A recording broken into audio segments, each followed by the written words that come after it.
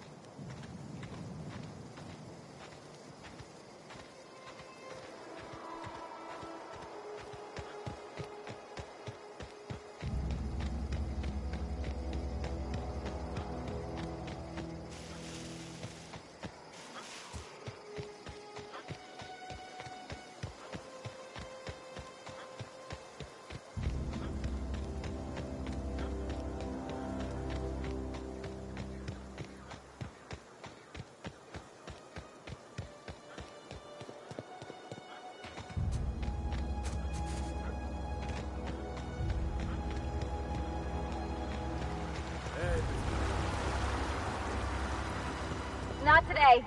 Just helping this fella.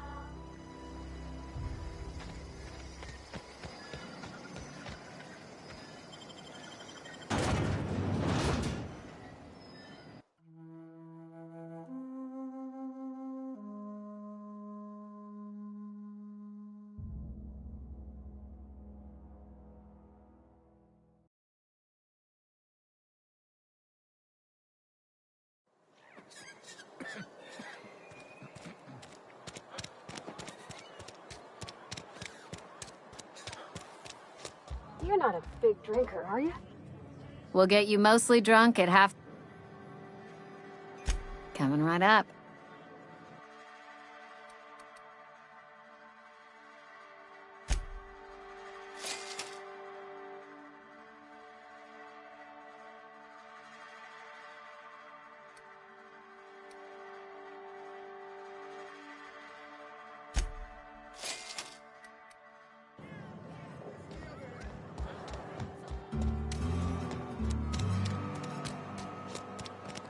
Something got you down?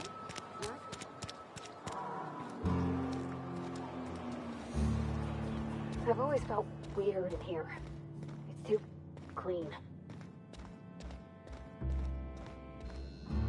Yes, what is it? You're an outsider. Fantastic. Vicar Maximilian de Soto at your service. Or Vicar Max, if you're the sort who prefers brevity. And Ms. Holcomb as well. How rare to see you out. And with a complete stranger. Curious. Just tagging along, Vicar DeSoto. Don't mind me.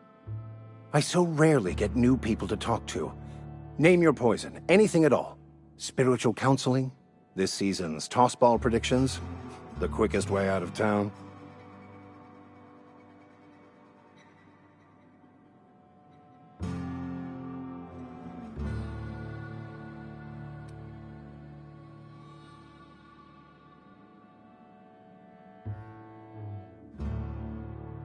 I've never seen you before, and there's been no paperwork indicating a transfer. Half the time it's wrong, but a new worker without paperwork? Unheard of. Also, you lack the distinctive worker gaze. Usually either a deadening behind the eyes, or in some rare cases, a wild-eyed frenzy, like a trapped animal. Pretty universal here, except for Ms. Holcomb, who for some reason doesn't seem to have much to say to me. Isn't that right? It's just... there's more to it all than numbers. Sorry.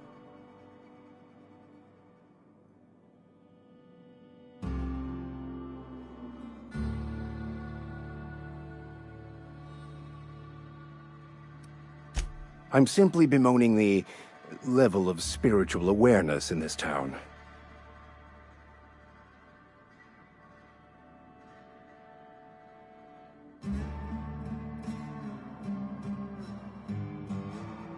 Yes, but there are few who hear me in this miserable place. I must double my efforts to elevate my flock. These are good, hard-working people here.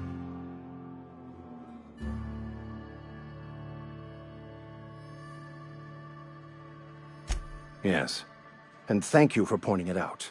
It is wrong of me to succumb to distress.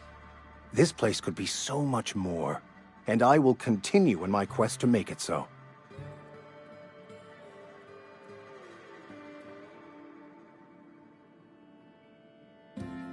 They who are not satisfied with their work are satisfied with nothing. No? How about, work fortifies the spirit. True exhaustion awaits idle hands.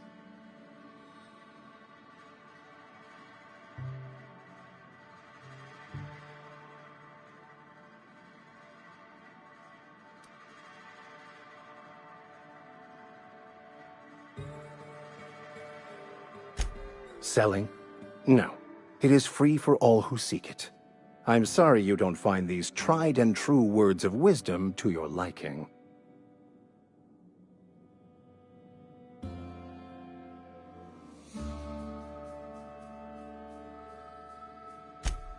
The OSI teaches that the Grand Architect set a perfect system in motion at the beginning of time. Contentment is found by accepting one's role in that grand plan.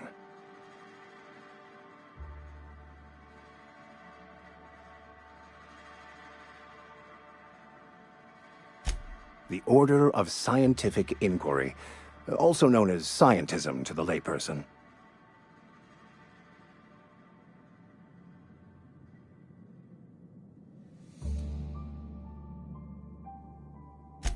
Mock me all you want. I know my beliefs to be true. You don't talk to the Grand Architect. Once the universe was set in motion, it stepped back. It has no concern for us.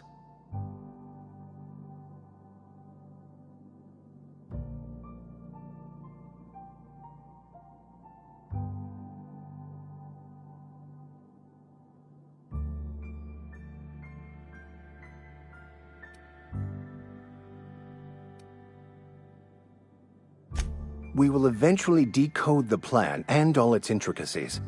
Once we are able to deduce the properties of every particle in the universe and its trajectory, we will know everything. The future, the past, each person's place within the plan, all will be laid out before us, removing struggle and bringing peace. No one will ever need question their path again. Some even believe this ultimate knowledge will unlock mankind's true potential, and we will all become akin to Grand Architects ourselves, after a fashion.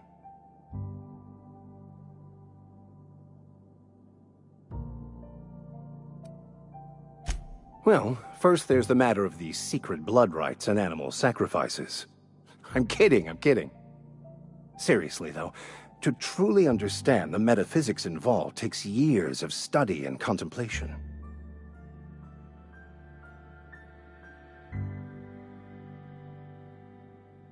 But what? I thought you would talk to him. You wanted to speak to me, Ms. Holcomb?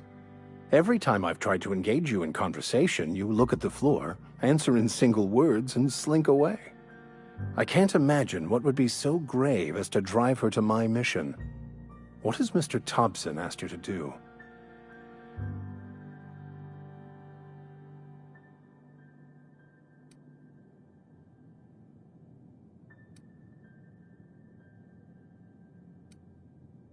Depriving them of safety from the marauders and wildlife. I can see why that troubles you. Miss Holcomb has a soft heart. Always has, if you believe the talk.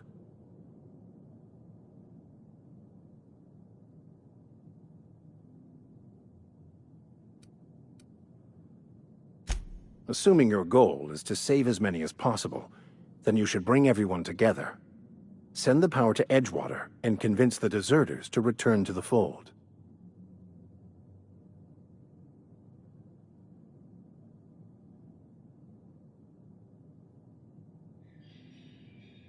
Not if things are left to stand as they are. If you don't mind a bit of unsolicited advice, be cautious on your way to the geothermal plant. It is not as safe as you might assume.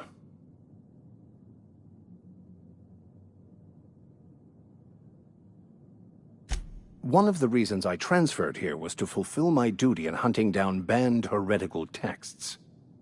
I happen to know such a book is, as we speak, tainting a collector's library in Emerald Vale.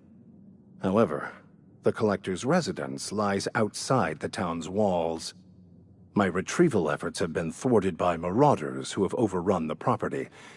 Should you fare better than me, I'd pay a handsome sum for the book.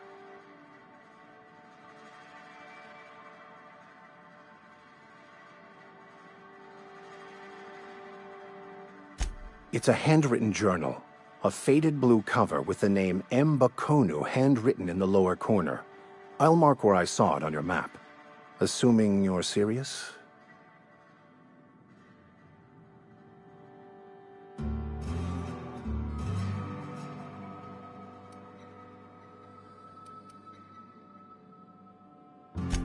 It is not only a beautiful relic of a bygone time, it's also the thoughts of an early thinker on the nature of man's place in the cosmos. Not many in this colony could understand its true value, should they ever read it.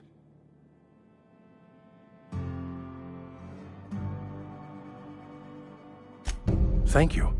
If you retrieve it, you can always find me here.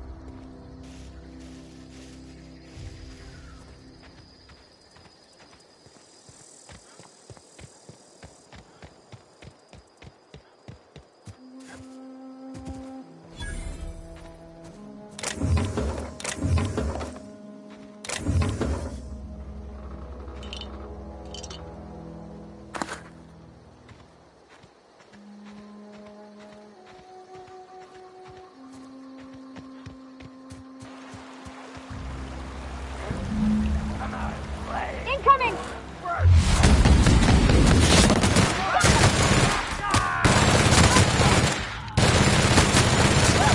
We made it!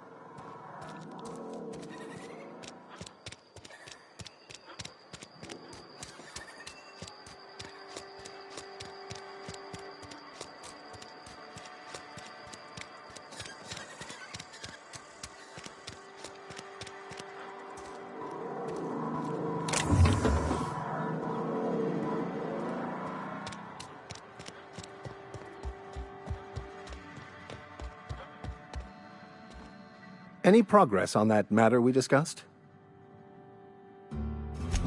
Wonderful. This is fantastic. Well worth all the sacrifices I... Wait. What the fuck is this? Is this... French? I can't fucking read French. It's a law-forsaken joke is what it is. French! Ha! I was so high and mighty, preaching to the yokels about following the plan, while fighting it at every turn.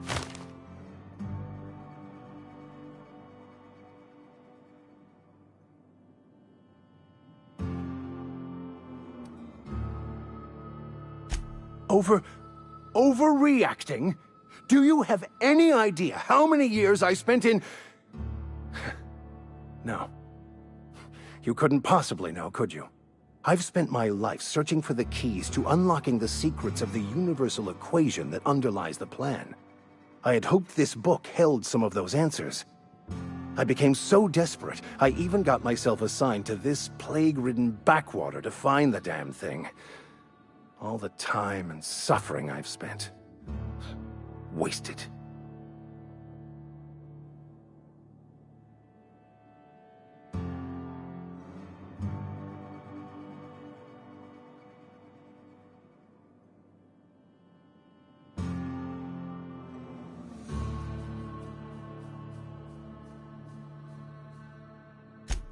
Please.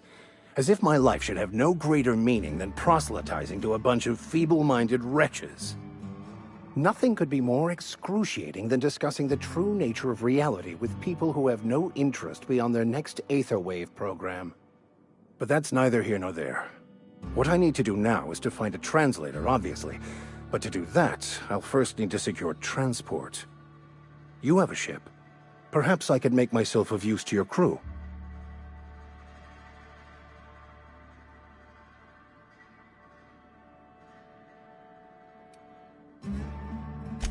Free spiritual counseling, someone to watch your back, not to mention a grown-up in the party. I'm 28. Exactly. I'm pretty handy with a tossball stick, or any blunt instrument, really. I'm also a passable gun hand, if it comes to that. I can usually talk my way out of conflict, though. Oh, I'm fairly competent at hacking computers as well.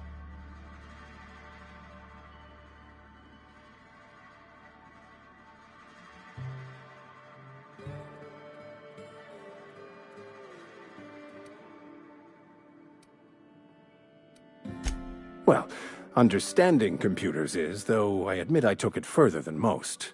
And I was quite the 32nd back during my seminary days. Left many an opponent bleeding on the field.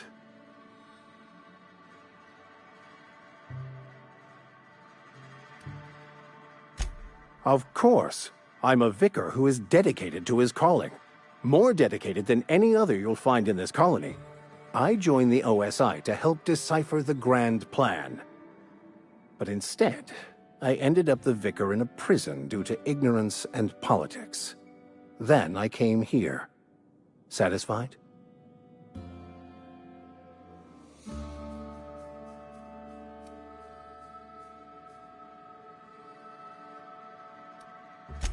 Most laypeople are not aware of this, but we've not discovered any new insights into the plan for a long, long time. I had an idea that we should welcome the truth, no matter where we found it. I had the worse idea to share my thoughts with a superior. And that's the long and short of it. So, what do you think? It's the journal of one of the originators of the Philosopher's School of Thought, though it would be more than a century before it was perverted into that belief system. Philosophism's a false religion that stands in contradiction to almost everything we know to be true. They believe all is chaos, in stark contrast to OSI's belief in the plan. But most of that came later.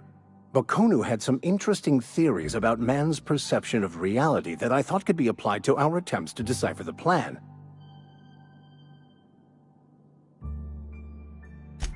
Fantastic. Let me get my things in order and I'll catch up with you. Edgewater's gonna miss you. Folk here always had good things to say about their vicar. Thank you, Ms. Holcomb. I'll be glad for the change of scenery, and to leave this place behind. I shall see you on the ship, Captain, whenever you're ready to leave Emerald Vale.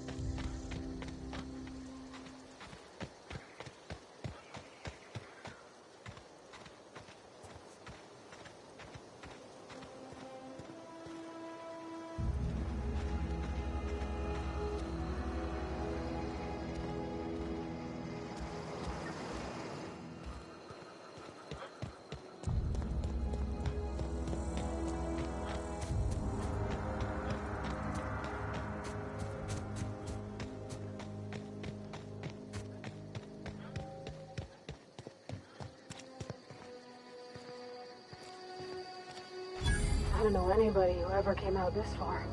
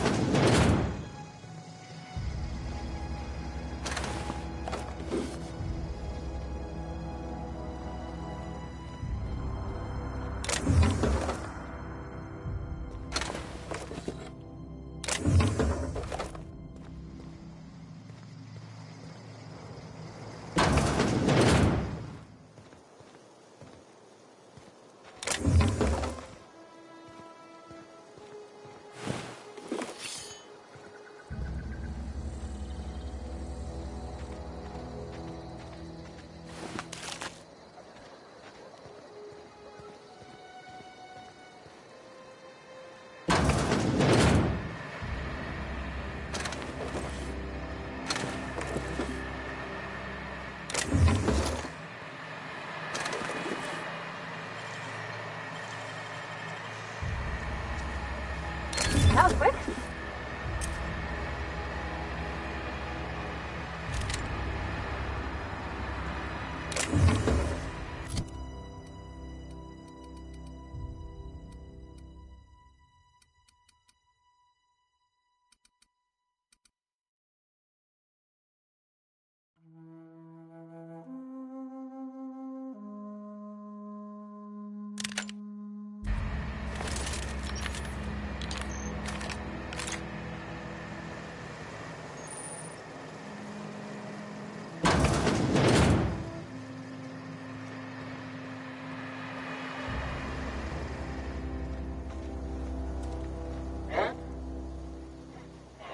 Stand down and deliver! Always wanted to say that.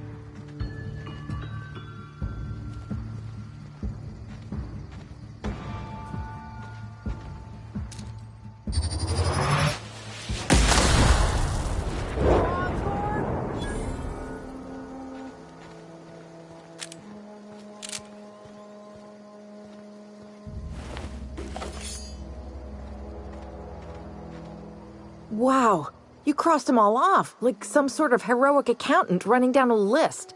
Teach me your ways.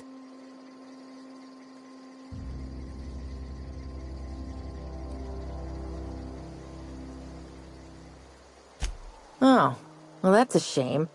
I mean, I could pay you in Adrena time, but I've already bartered most of my stash over to these poor saps.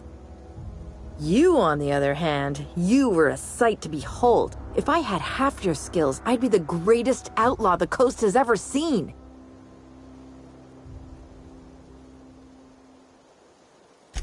I'm great at clarifying.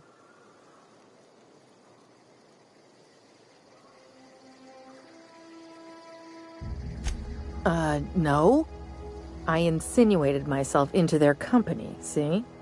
And they didn't seem to mind one whit.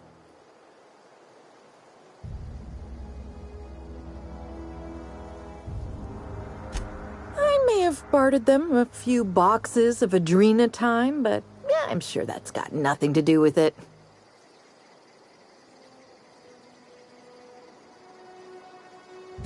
I don't know. The vital processes that constitute the miracle of life are mysterious and unknowable. Oh, you mean around these guys? The Marauders wouldn't hurt me. They love me. I'm practically their queen. Yeah, must be my natural charisma. I got kicked out of Edgewater on account of falling sick with plague and stealing some medicine to treat myself. I'd heard some outlaws set up camp in the botanical labs. I decided to throw in with them, seeing as I always wanted to be an outlaw myself. Instead, what do I find but a bunch of former workers camped out around a greenhouse? I couldn't just go back to the cannery, so I was stuck with them. I've got all the time in Halcyon.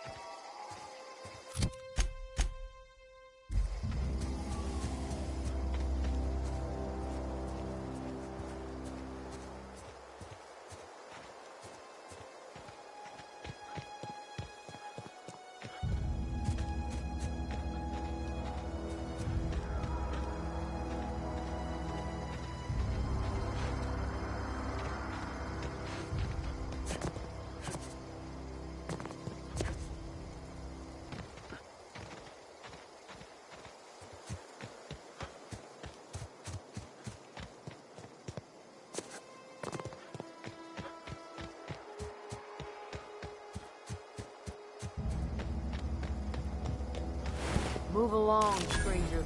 We don't want any trouble.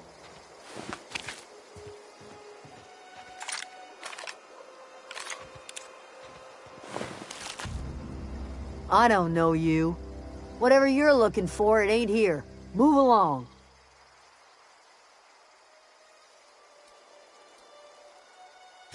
Armed strangers wandering into my camp for one. Some of my camp wandering out for another.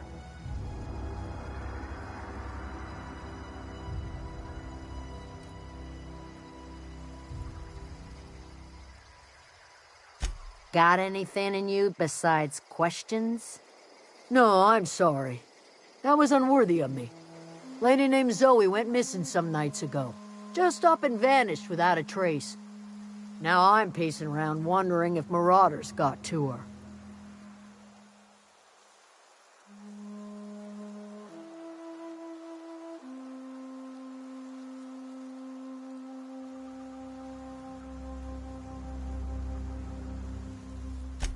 Thank the Eternal. Wait, Marauder Camp. Is she all right?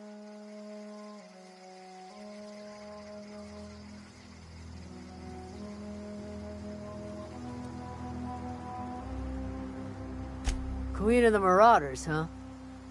That's what comes of watching serials. Rots your gray.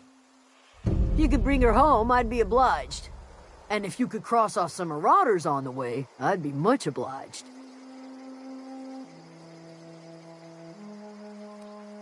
I'll tell you what I can.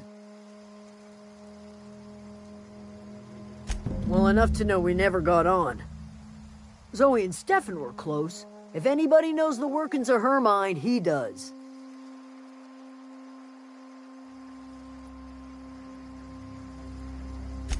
She was lazy and thoughtless, but she's still one of our own. What is it? Over in the hothouse, tending crop.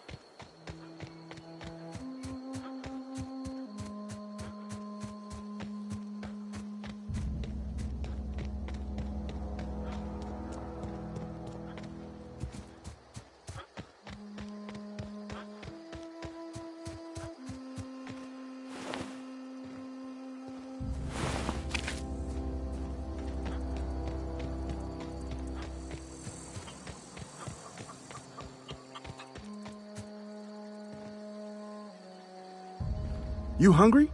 We got canid ribs, canid flank, canid snout too. Something I can help you with? You mean Zoe?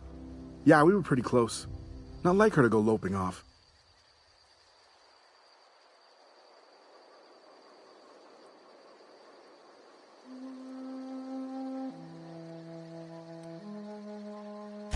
Zoe was always obsessed with this serial, Masked Marketeer. A scion of Byzantium turns to banditry and teaches his marauder companions the wisdom of free market economics. Shame she up and vanished when she did. I had a surprise lined up for her. You sound like some type of corporate fixer asking all these questions.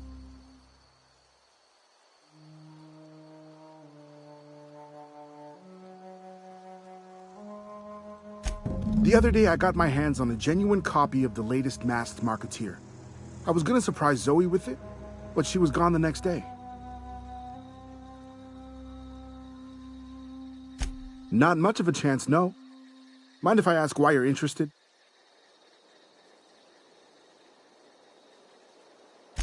Zoe's living with marauders? Yeah, that sounds like the sort of sideways, sprat-brained plan Zoe'd come up with. Yeah, it could be you're telling the truth. Or maybe you're trying to wheedle me into relinquishing my only copy of the Masked Marketeer. It's a collector's edition after all.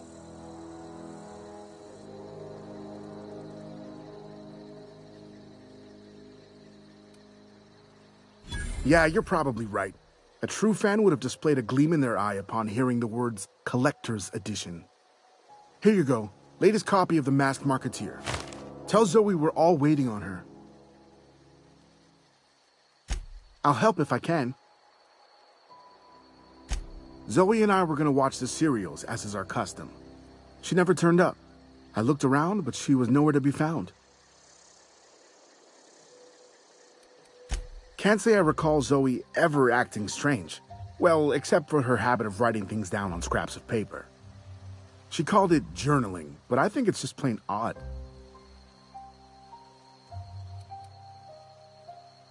Hey, I got time. Fresh off the limb, and that includes canid meat.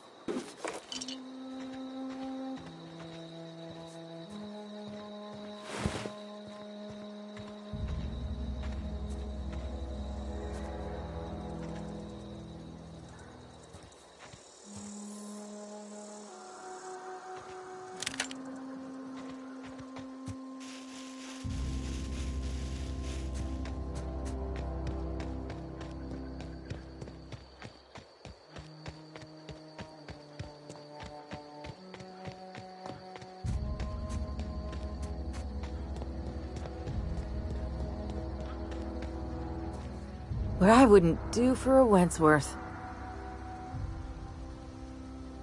Why? Adelaide wants me back on garden duty or something? Thanks, but I'm not going anywhere. This is where I belong.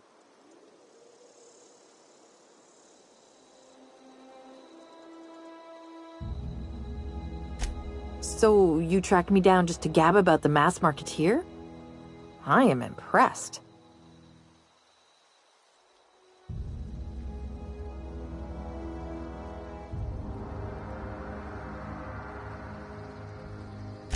You actually have it? The episode where Lord Cavendish reveals he's been the mass marketeer all along? All right, you convinced me. I'll take my stuff and head on back, I suppose. Grace is gonna be glaring knives at me, so I've got that to look forward to.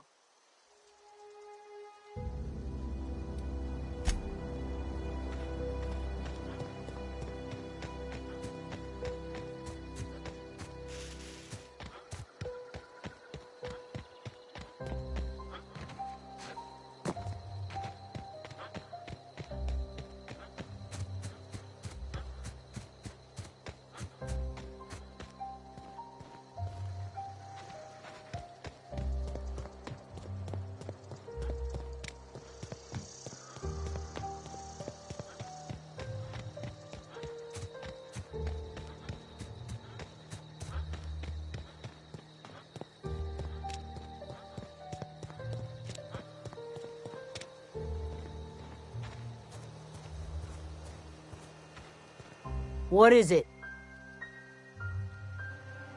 We didn't always get along, but I'm glad to know she's safe. What happened, anyway?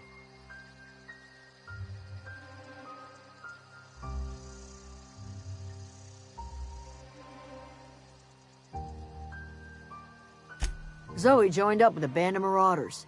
Zoe. The same Zoe who doesn't know a barrel from a trigger. Well, I've heard stranger things. You pretty much did my job for me. Least I could do is pay you for your trouble. Let me know if I can do something for you.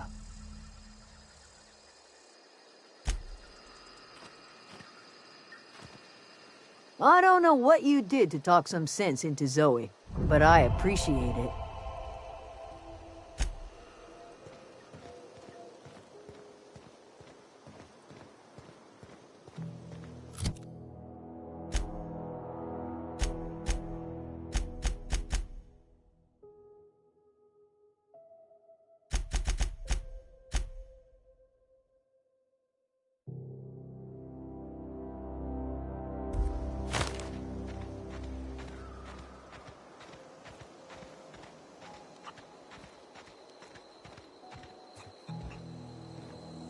Zoe says she fought her way out of a marauder camp with her own bare hands.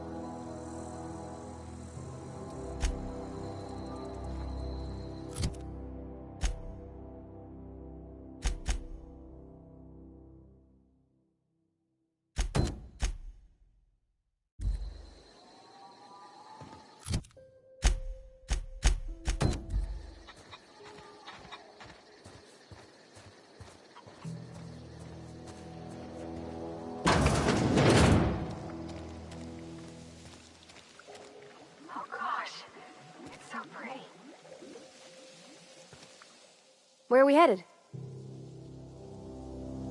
You mean about the mission being too clean? I know, but Vickers says the universe is a machine, that it runs by law. Real machines have gunked up oil, scratches, and worn bits. You can tell they've seen handling, been used by folk. The machine Vickers sees is one ain't never been run. It's not for people to live in. It's something on a museum shelf, under glass.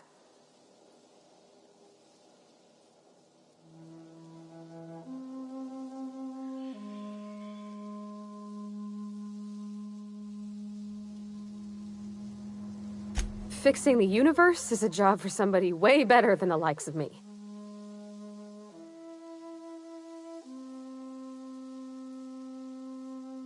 Sorry. I know it's none of my business.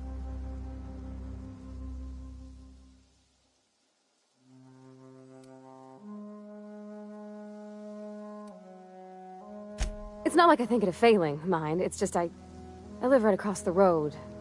Most nights I watch folks out my window. When they come in here, they might be happy or sad. Mostly they're tired. When they leave, they're mad at themselves. Or they stumble into the alley and I listen to their hearts breaking.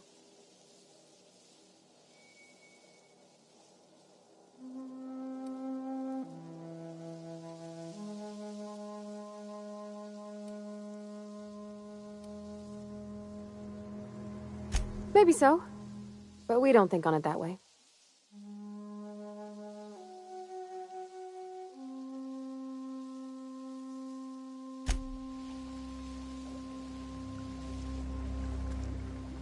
If you're hungry, there's meat turning on the spit outside. If you're bearing illness, find a place to lay your head down and I'll fetch you a poultice. Whatever your troubles with Edgewater, leave them at the gates and be welcomed here. Any questions, dear?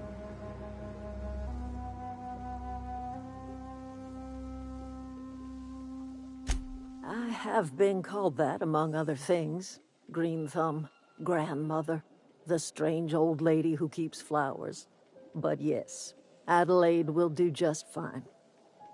Excuse me, Miss McDevitt? Sorry, it's just... You got such pretty trees in here. Why, thank you. You're Robert's girl, aren't you? I remember when you were but a sprout. Thomas speaks of you often. Are you staying long? You should try some of my tobaccorn tea. I brew it in an old spittoon, but it's been cleaned.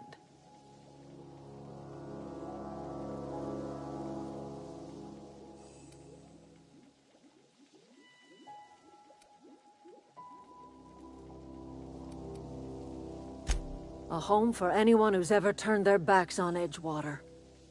A home for those of us with nowhere left to go and nothing to lose. So, like the spores of the puffball, cast on the wind and alighting on fresh soil, we put down new roots.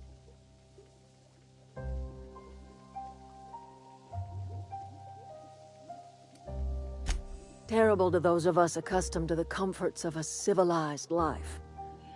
But I have always believed that freedom is more important than comfort.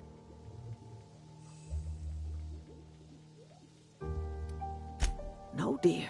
The garden belongs to us all. Life is the gift of the universe, and the universe yields its bounty equally, absent of prejudice.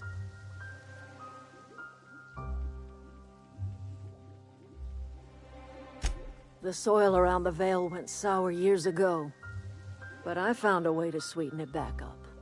The secret recipe is a little bit of elbow grease, a dash of love, and a heaping pile of special fertilizer. Reed Thompson? You here on behalf of that cold-eyed reptile?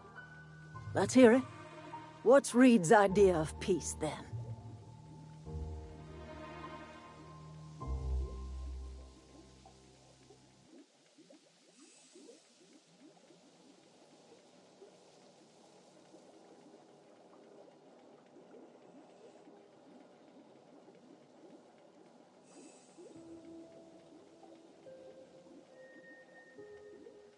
Like everything else that comes out of Edgewater, that peace offering is canned. I and my own are living just fine out here by ourselves.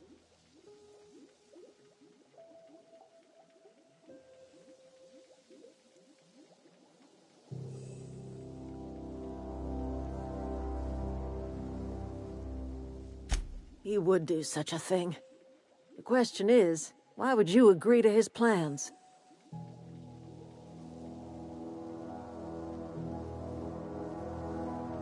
Cannery's got a regulator.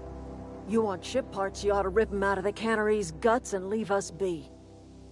If you're going down to the plant, you should divert power away from Edgewater and toward our end of the grid. Think about it. You'd be liberating an entire town from a lifetime of service to that odious cannery. Seems the sort of thing a hero would do.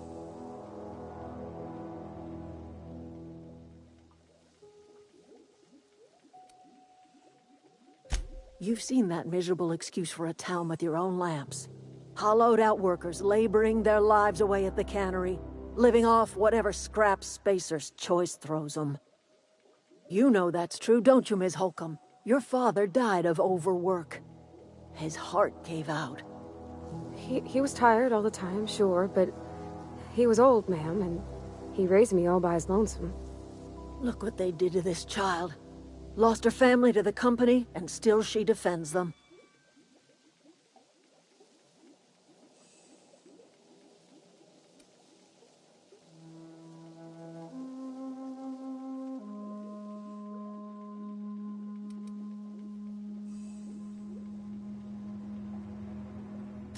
Life in Edgewater grinds to a halt. The cannery shuts down, workers desert in droves, and our own little camp grows and thrives.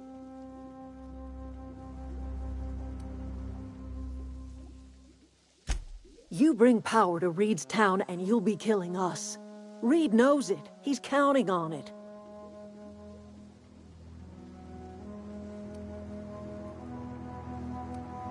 Life in... I trust you will listen to your conscience.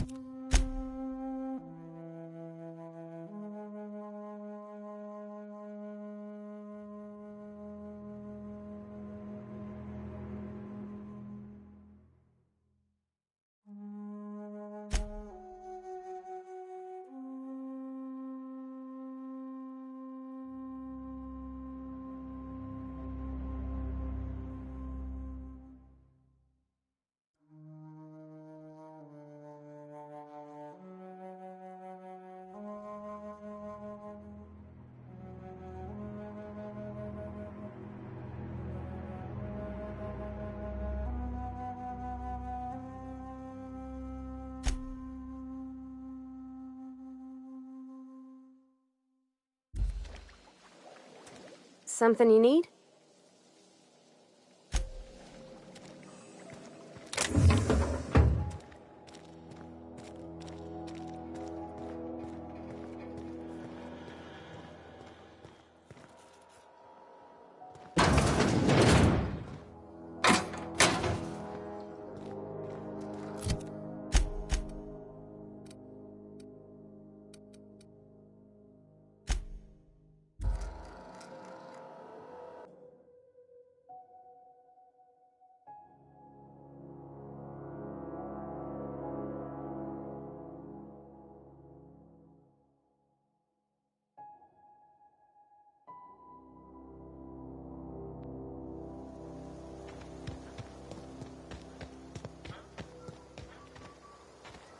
This is gonna take a lot of paperwork.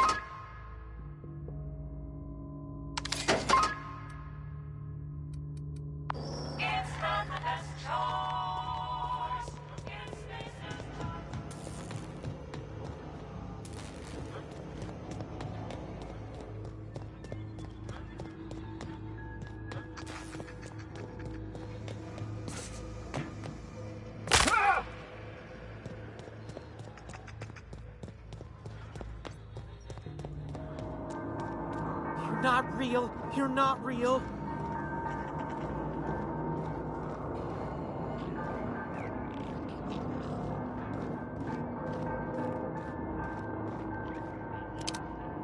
Get away!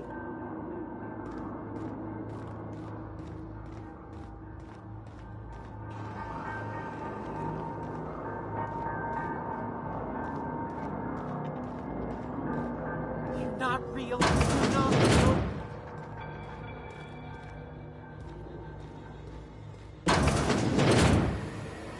Mind the steam. You're liable to get scalded. Go away, Phantom!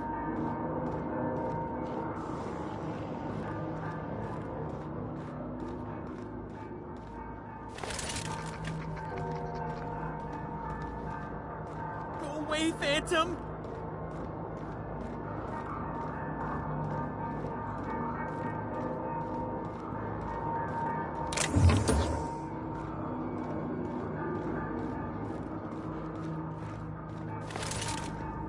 No, no, no, just leave me alone!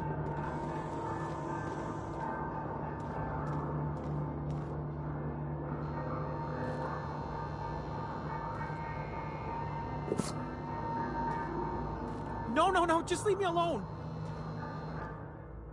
You're not real! You're not real! Get away from me, Phantom! Shoot! Scram!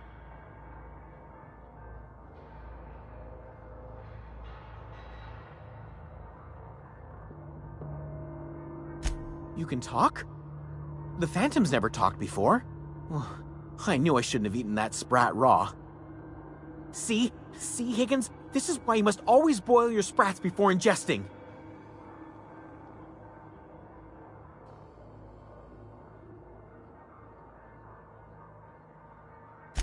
Of course. Do excuse me. I experience brief flashes of mania during which I am visited by the phantoms of my imagination. Chester D. Higgins. The D stands for definitely not insane. I use it as a reminder.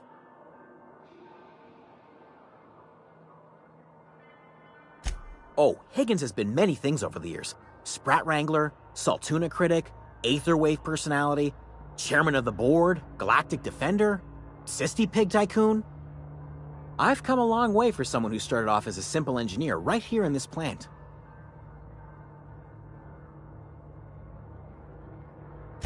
I specialized in automechanicals, drones, sentries, repaired them, maintained, upgraded, did it all from my old workroom just over in the next section.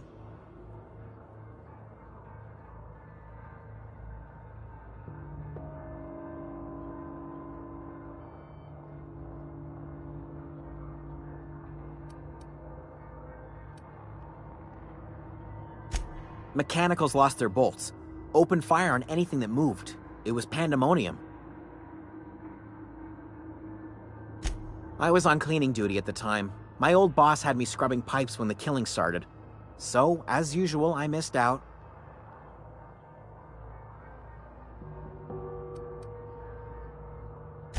Jimmy'd opened the vending machines. That lasted a good couple of months.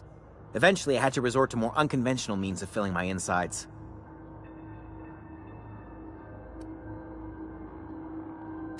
Braised, boiled, charred, skewered.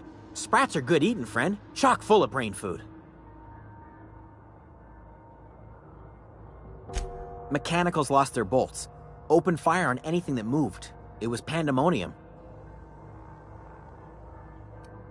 You mean, why did the mechanicals go on a murderous rampage? Same reason any of us do, I suppose. The voices told them to do it.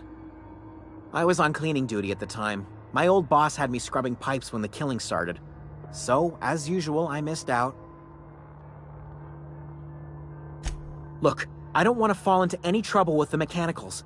If they wise up to our plans, they will come for us. With prodding irons.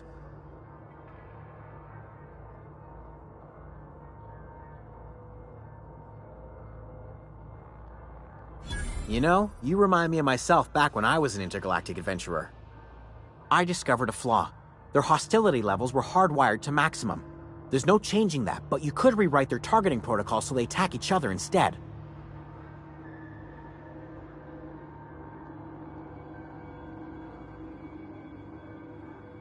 Yes, that's exactly it. I see you're also versed in the noble art of mechanical engineering. There's a behavior control terminal in the other room. It should have options to change how the mechanicals act, including whom they shoot at. Oh, that reminds me. You'll need my passcode to access the behavior control terminal.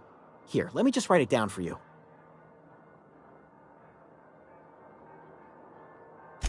The tail. Definitely start with the tail. If you're feeling adventurous, the ears are a particular delicacy. Jimmy'd open the vending machines. Well, yes, for the uninitiated palate, a true gourmand appreciates the Sprat's complex melange of flavors. Braised, boiled, charred, skewered. Sprats are good eating, friend. Chock full of brain food.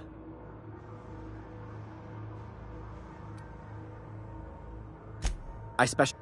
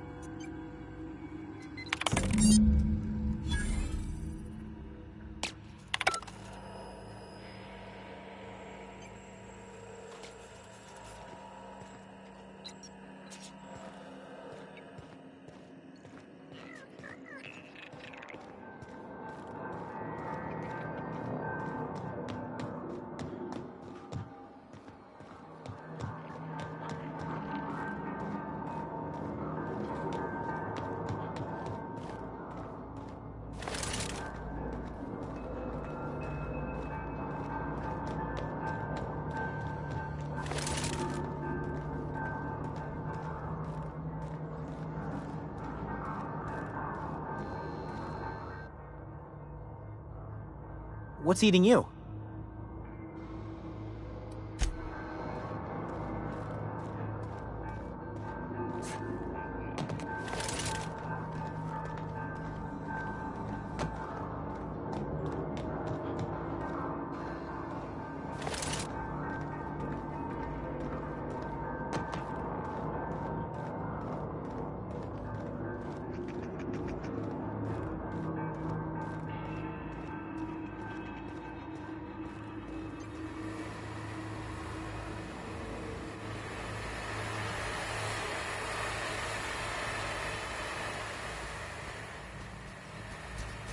Rosa invest. Unexpected.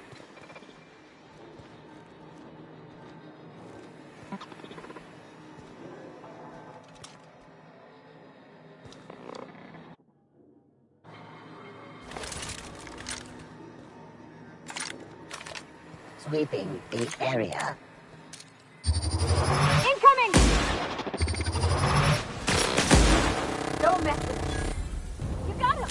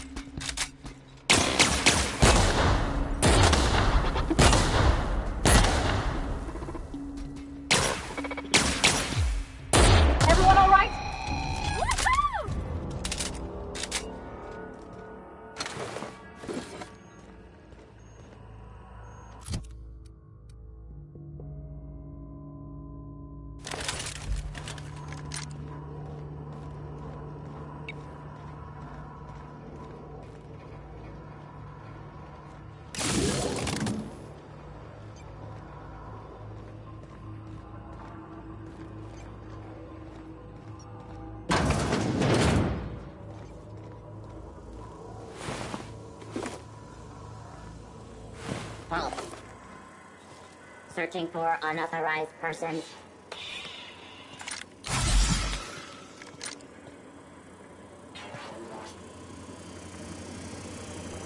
We can handle it! Don't mess with us.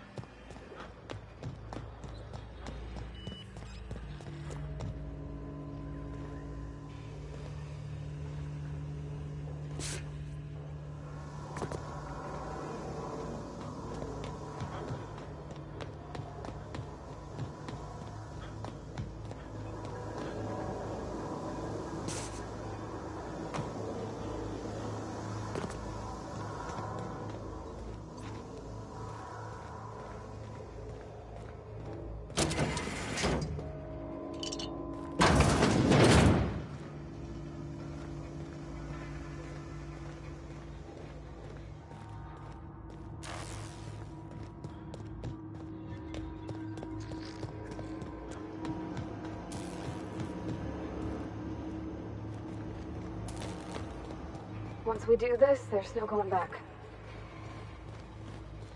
Where are we headed?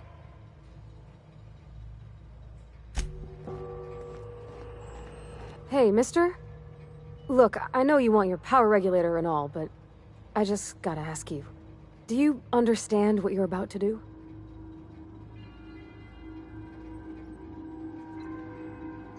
I don't think you should cut off Edgewater's power. I think it would be cruel. I'm sorry. That just sort of came out all at once. Edgewater's hurting.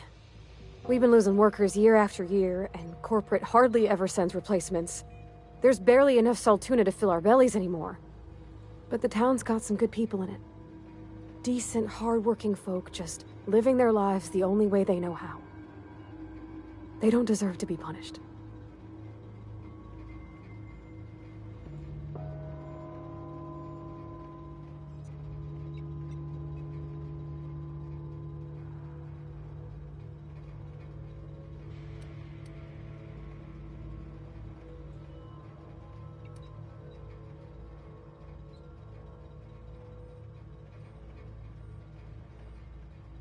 Well, that sure sounds like Mr. Thompson. If he was standing here, I imagine he'd remind us of how we're all one big, happy Spacer's Choice family. In Mr. Thompson's eyes, those deserters are still part of the Spacer's Choice family. The family must work together in order to survive. I hate to say it, but I think Mr. Thompson's got a point. Unless those deserters come back, Edgewater's as good as dead. Cutting off their power might be the only way.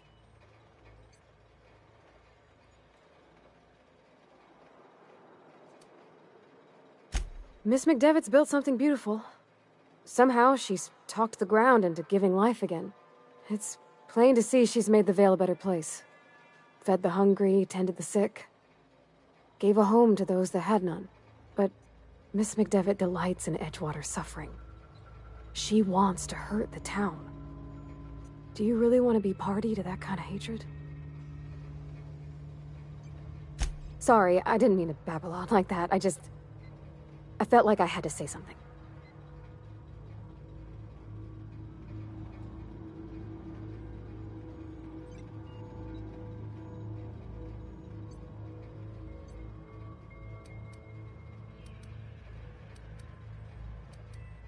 Really? I mean, wow. Thanks. No one's ever told me those words in that order.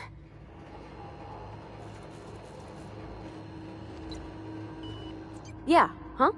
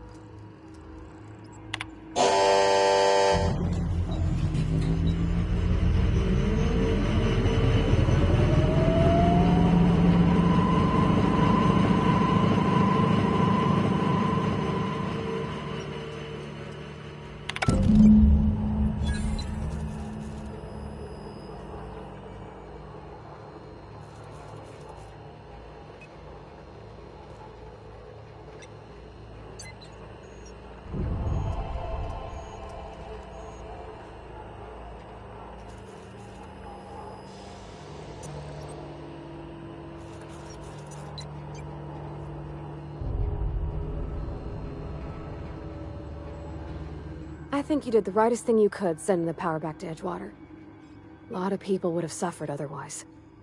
People I care for. Even if they ain't care much for me.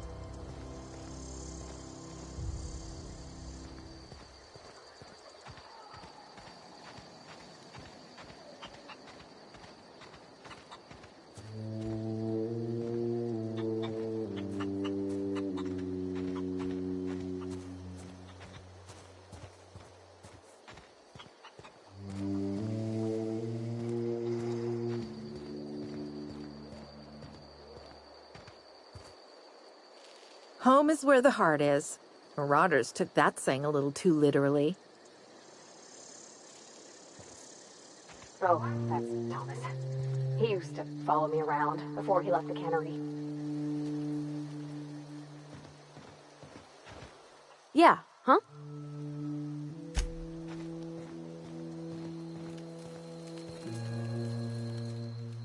Everybody keeps staring at me. It's not my fault the power's dead. Whoa, Miss Parvati. Hey, you're, what, how are you? Hi, hello. Are you, are things safe out here? How are you keeping? Great, just great. I've been trying to keep stuff running, just like you. Only I'm not so... Wait, they didn't kick you out, did they? Oh gosh, no, I'm just along with this fella here. I seen you wandering around here. You don't look like you're coming from town.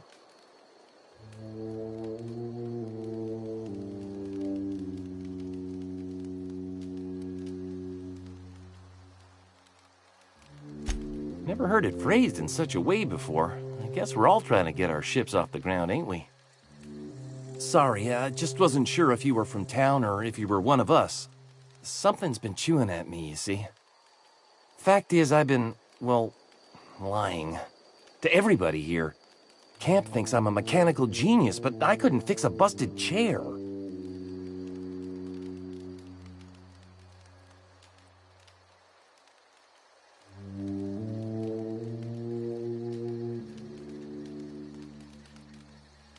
I'll take all the help I can get. I set my mind to learning the craft of the engineer, you see. I want to make something of myself. You ever heard of the Young Spacer's Guide to Mechanical Engineering? Comes in a set of 3. If I had my hands on one of those data pads, I could teach myself the ins and outs. Those are good. My dad kept a copy with him when he was working in the cannery. I know the old community center kept a copy. Should find another one back in town. If you could find me even one of those pads, I'd be greatly obliged.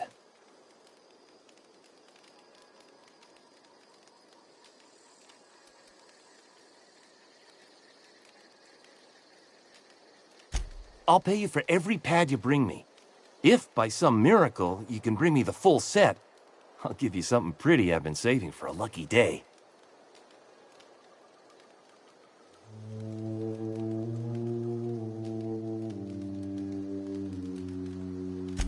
I wish I knew.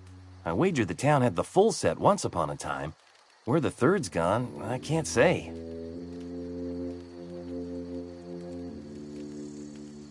No kidding! Really? Well, which one?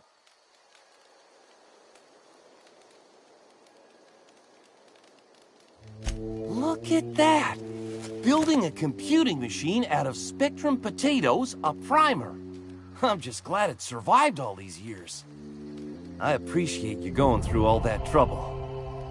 One data pad's enough to guide me down my newfound path. Just remember, I got something saved for you if you find me all 3.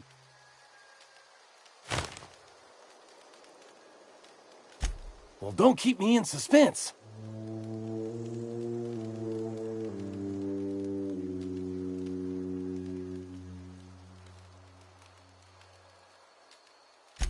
The geothermal plant? Now that is just incredible! You really went exploring down there?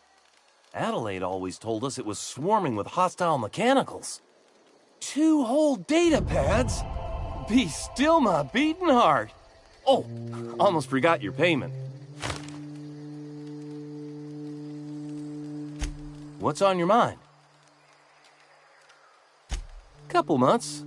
This camp's my home. People you see milling about, they're my family.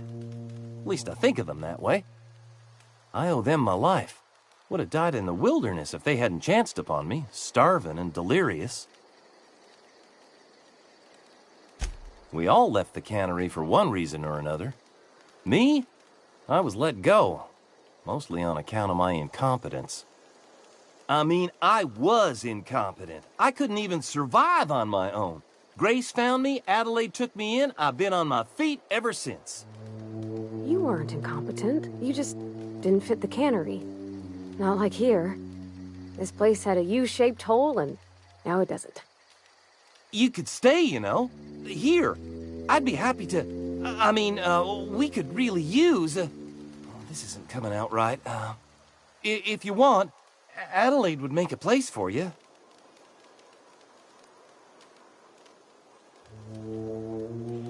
What's on your mind?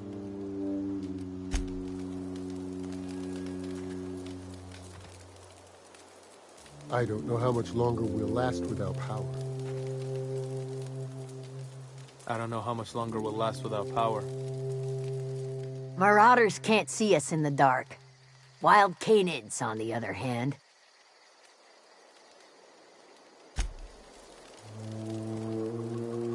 Don't see why Thomas can't just get the generator up and running. Something I can help you with?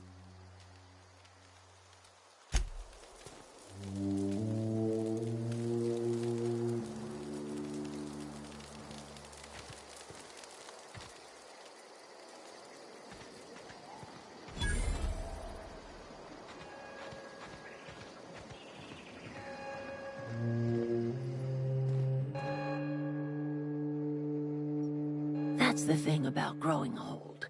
Your eyes start to fail. Elsewise, I would have seen you for the snake that you are, chopped you into pieces and roasted you on a spit. This is all you're doing. Cutting off my power, killing off my garden. Without refrigeration, my food will spoil, and my flock will starve. I want to ask you this in private, away from the eyes of my flock, so they do not see me lose my temper. Tell me, why did you do it?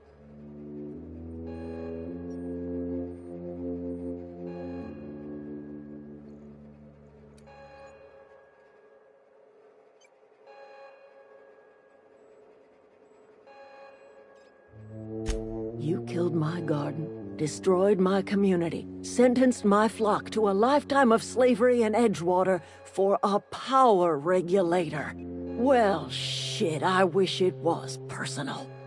Go talk to Grace and Thomas.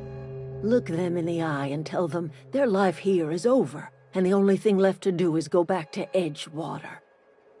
This is now your responsibility. And you tell Reed Thompson that I will never return to Edgewater.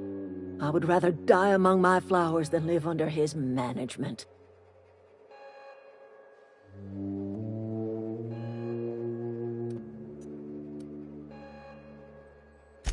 My son worked in that cannery. When the plague started coming, he was one of the first to fall sick. We had a store of medicine locked away, but Reed refused to treat him. Said my boy didn't deserve treatment. Said the medicine would have been wasted on him. So I buried my boy in the cemetery, gathered my belongings, and left. That's as much of the story as you need to hear.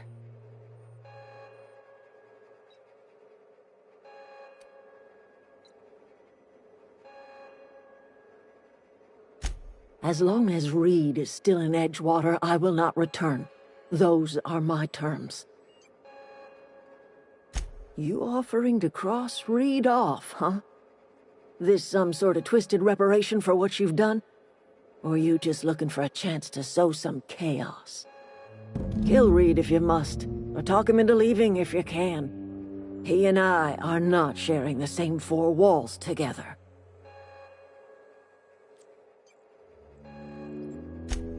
Tell Reed that I can make his people healthy again. I can end their plague. Start a new garden right in the cannery. 3 square meals for every man and woman in Edgewater. Tell him how I've made the Vale bloom again. The soil has whispered its secrets to me, and I alone know how to breathe life back into the earth. The secret is human corpses. I've been grinding them up in my fertilizer for years. Marauder, worker, don't matter much to me.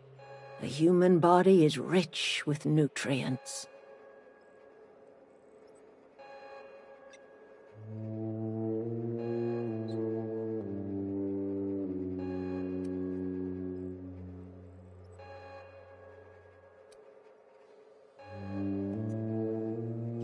Edgewater Cemetery's got corpses aplenty, Enough for a generation's worth of crops.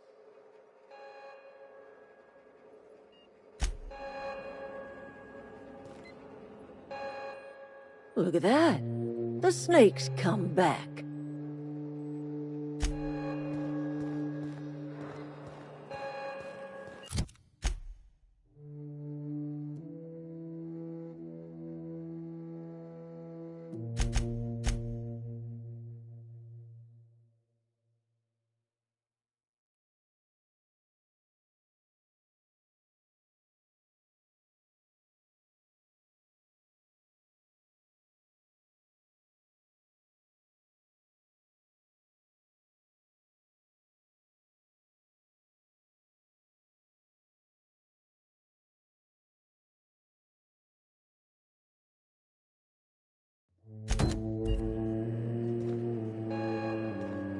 Yeah, huh? He's just interested in fixing stuff. He always used to follow me around, asking me to explain what I was doing. Like a puppy, kinda.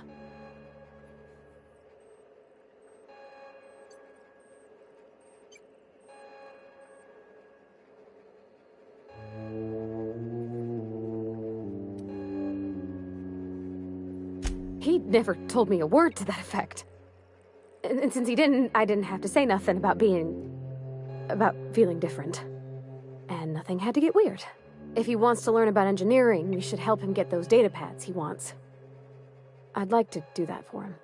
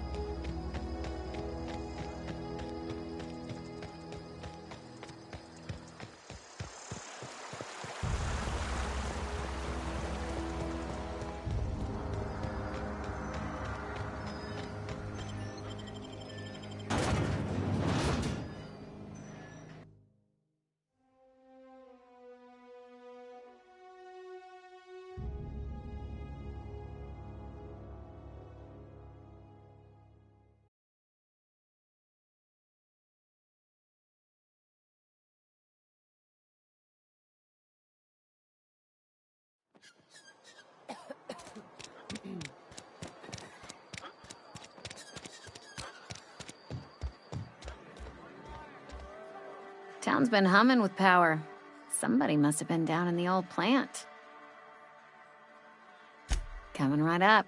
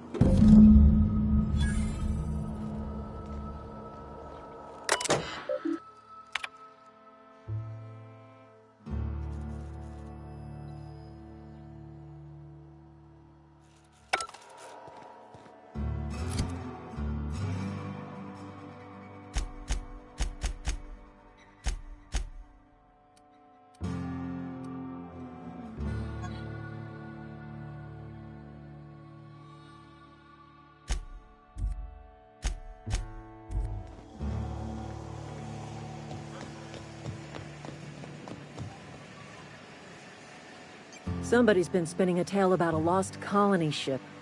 Talk like that'll get you reported real quick.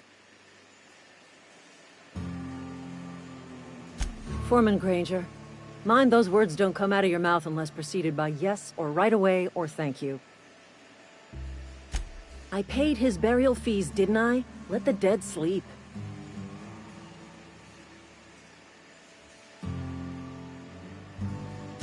I don't understand. I found Eugene's body. I know the guy shot himself. Wait, are you telling me he was murdered?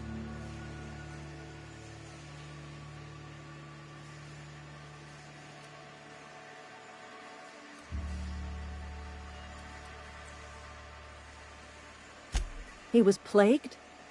Oh, Law, that's awful. I helped carry his body out. I could have been infected. This is all a little too much for me to take in. But I guess if Eugene wasn't a suicide, our town won't have to pay a penalty.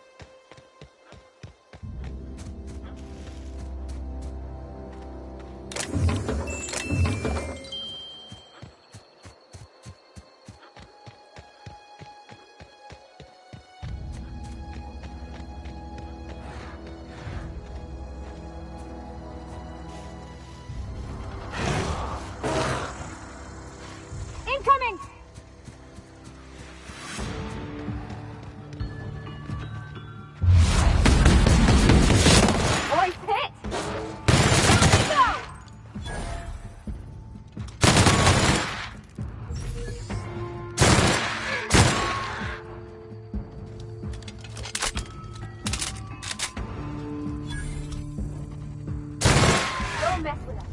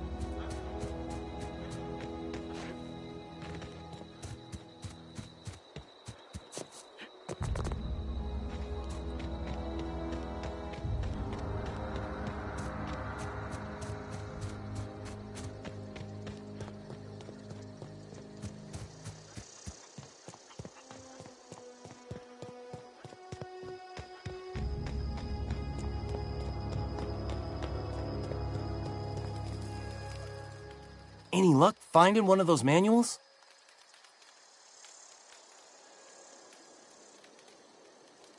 No kidding! Really? Well, which one? Ain't that just ironical?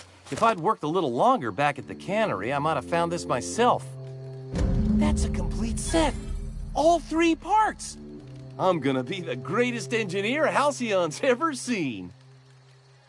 Aside from you, Ms. Parvati, I swear, I'll do you proud. I'm glad we could help, Thomas. I've been saving something for you. Just a little contraption I found. Should fit right into your outfit.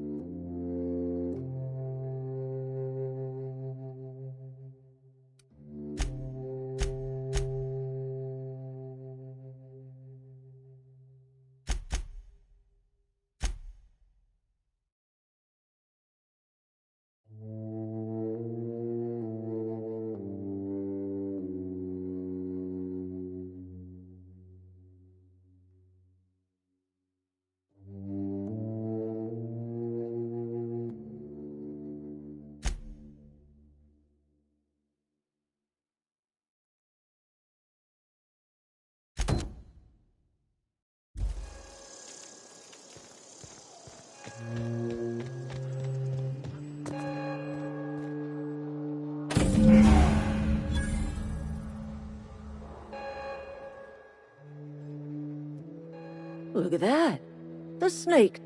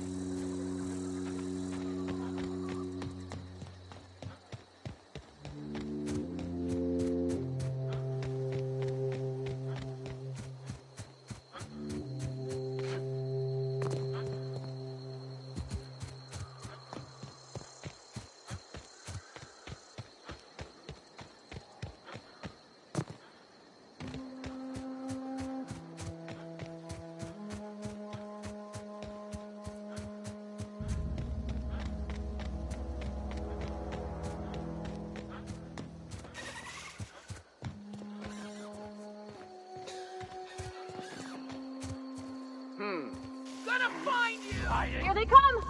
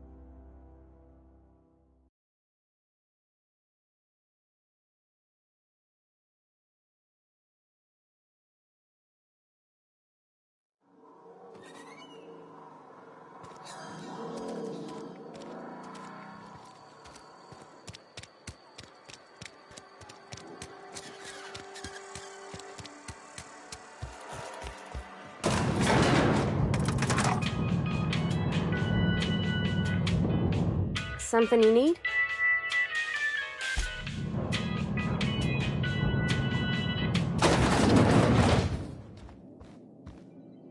This is a fine day, friend. Power flows through our town like a cool stream of water. I trust Adelaide's people have seen their way to reason. So, when can I expect them back at their posts?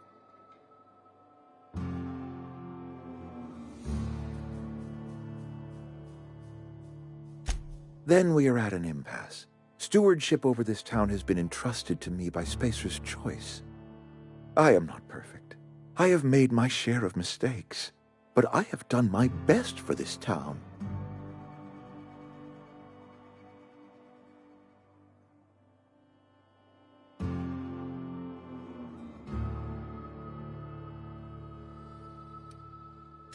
I have been holding this town together with both hands. You can't just expect me to leave. I am a Spacer's Choice man. My father was a Spacer's Choice man. Edgewater may not look like much to some buttoned-up freelancer, but it is my home.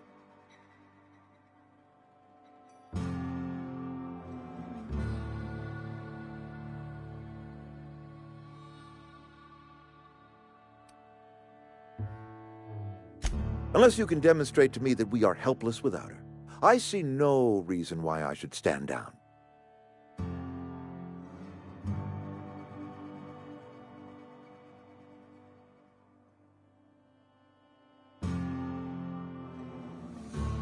You will excuse me for being skeptical. How exactly is Adelaide growing crops in barren soil?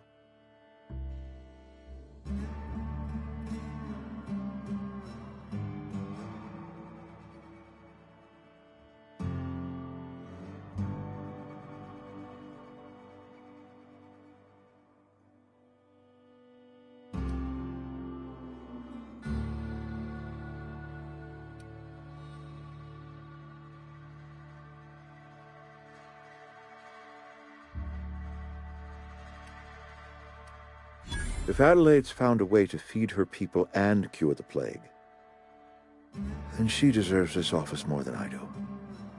I won't stand in her way. My life here is ended. Give me a little time to settle my affairs.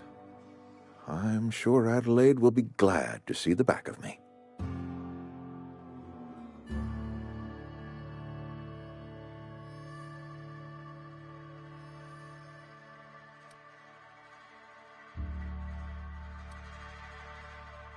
A couple months ago, I might have put in for a transfer. It's a big colony. Spacer's Choice has other towns. Now, I couldn't show my face in any of them.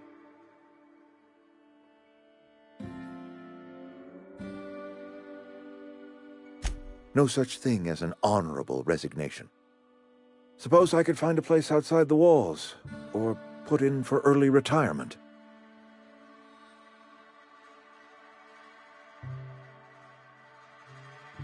I don't know. I could see myself lasting a week.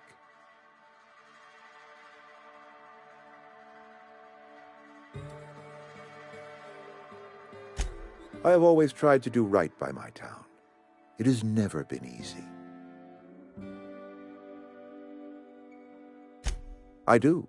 Adelaide's found a cure for the plague, and she knows how to tend to crop.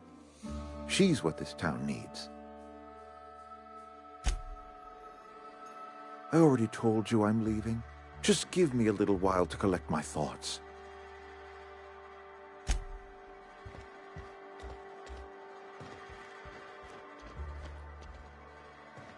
Yeah, huh?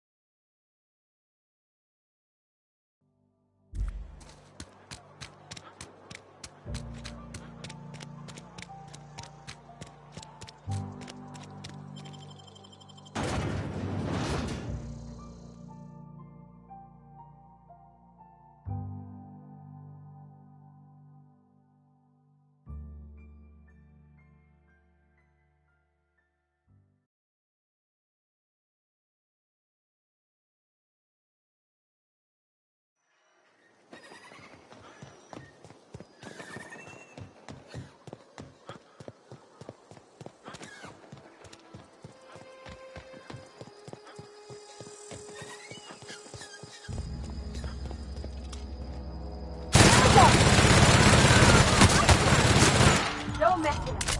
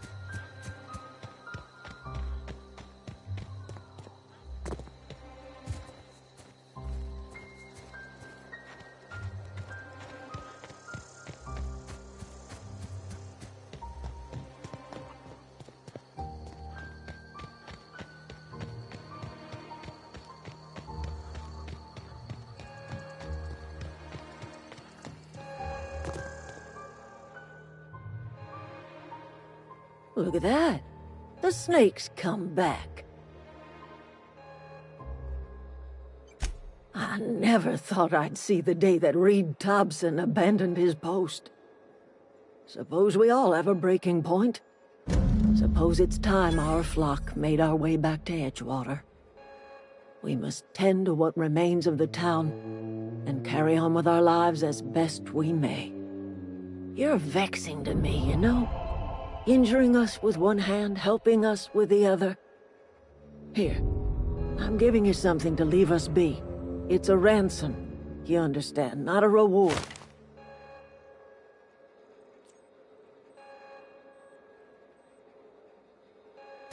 You're telling me you did all this just to put me in charge of Edgewater? Stranger, you are some kind of twisted. I might turn that old cannery into a garden. Got ourselves a whole cemetery bursting with bodies. I need some time to gather my personals. Long walk back to Edgewater. Got a considerable burden to carry.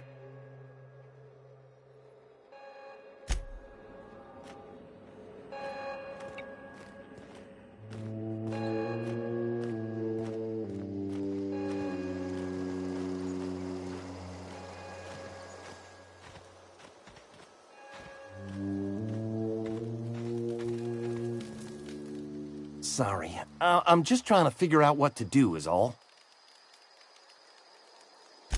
Adelaide said that? Was she sober at the time? I never imagined she'd step foot in Edgewater long as Reed ran the town. Something must have changed in Edgewater. Adelaide's good as family. If she's going back, so are we.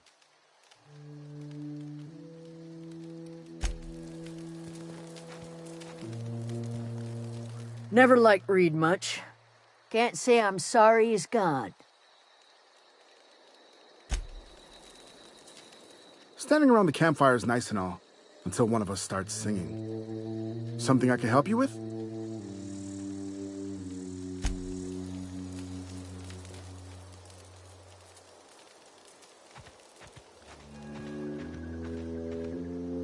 How do you expect me to enjoy the adventures of the masked marketeer with no power?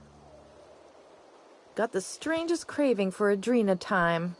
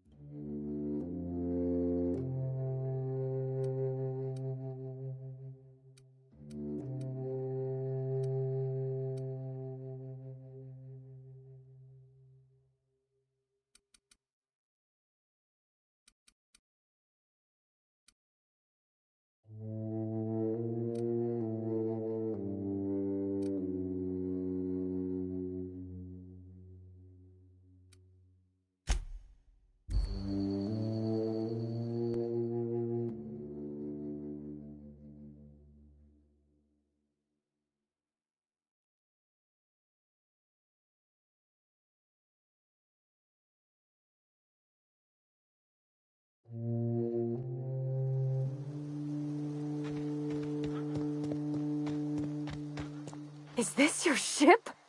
Oh my stars, she is just so handsome. Does she have a name yet? What's her drive model? Oh, gosh. Listen to me babbling. When I was in Edgewater, I dreamed of flying on a real ship, working on a real engine, belonging to a proper crew. I'm the only decent mechanic Edgewater's got, but every time I think of going back, I get this sinking feeling.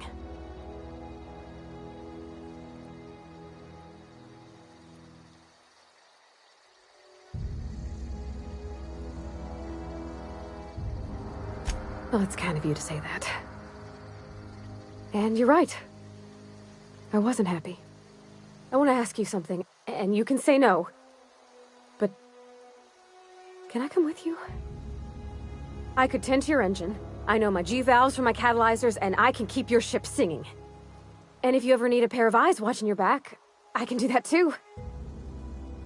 What do you think?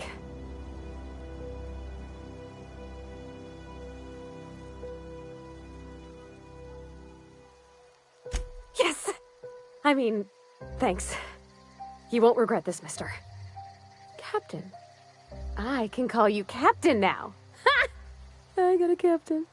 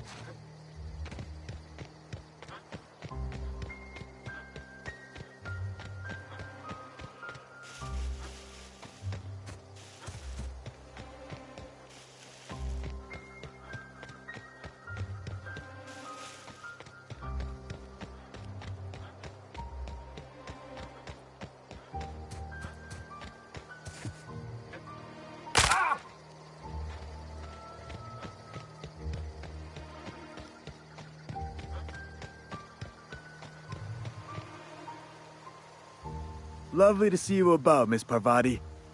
Things going all right, Silas? Been keeping him careful and true, miss. Best to ask her yourself. My dad's buried here. Silas watches over him when I can't leave the house.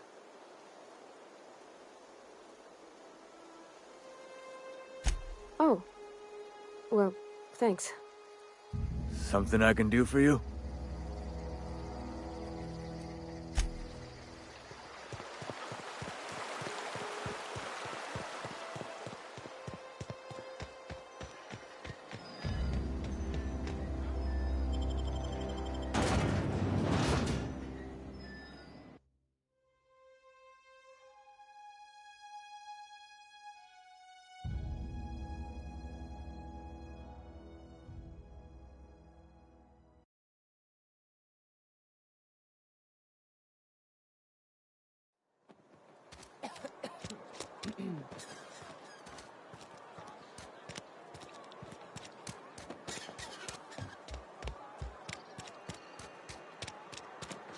Wonder if the plague's ever gonna...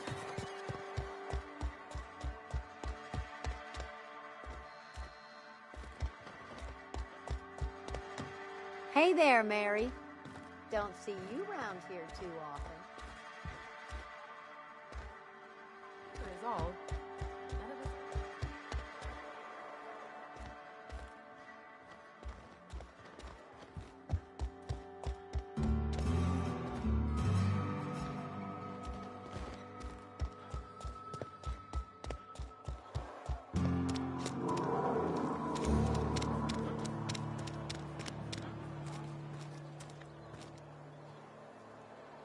Got my sights on you.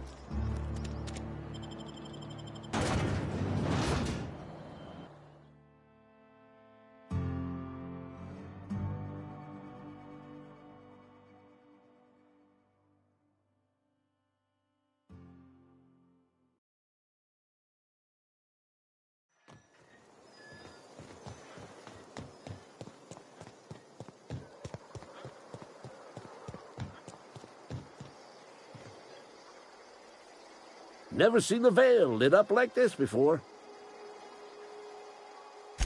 Go on.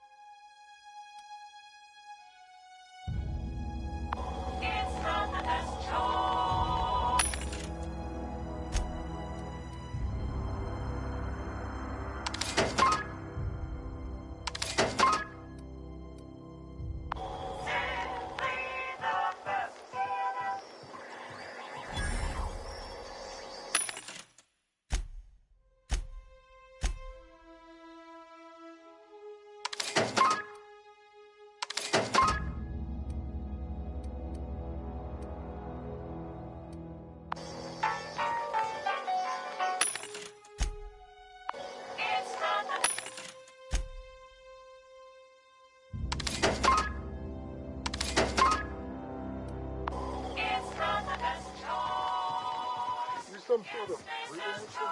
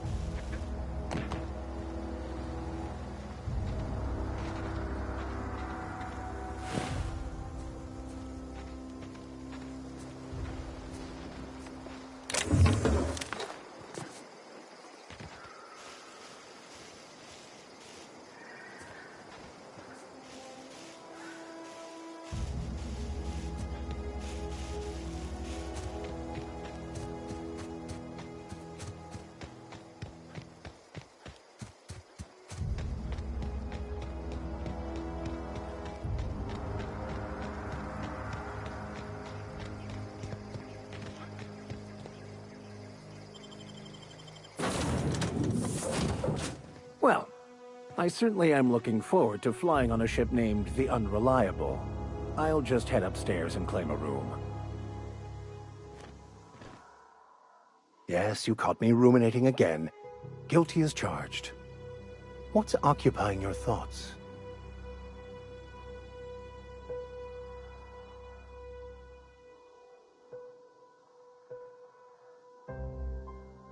Nothing too out of the ordinary. Just your run-of-the-mill vicar with a violently enthusiastic disposition. That's what my parents called it. I grew up in a pit of a town, much like Edgewater. I was destined to be a laborer like my parents, but I was infected early with a need to solve the equation. My passion didn't sit well with them.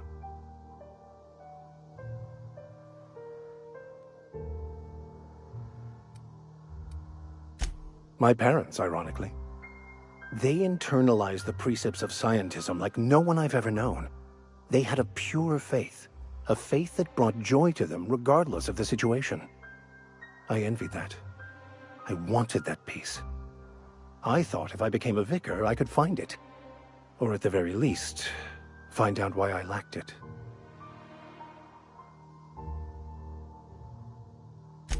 They thought I was fighting the plan, should have accepted my lot. Some people pursue the clergy for power, prestige, but that was not me.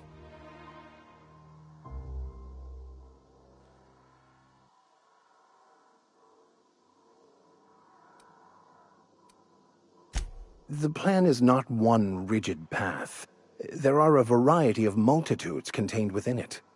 Our paths have variance, but we'll end up adhering to it, whether we like it or not. Some choices make the path smoother, some rougher. You can even go outside the lines, but the further outside you go, it's like an unbreakable elastic band. It will only stretch so far before it snaps back. The further it is stretched, the more violent the eventual correction.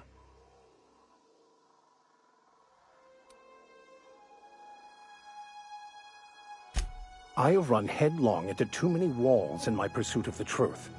This book is my last hope, and you were my only hope of getting it translated.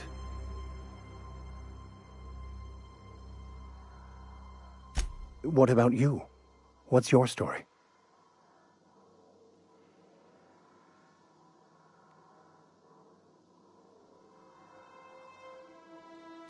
And how did he do that?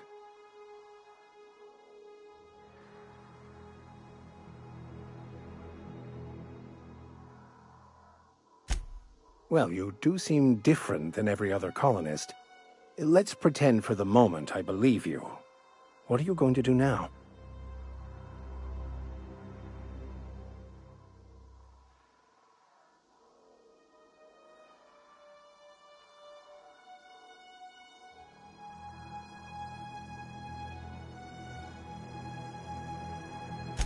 That seems a dangerous proposition.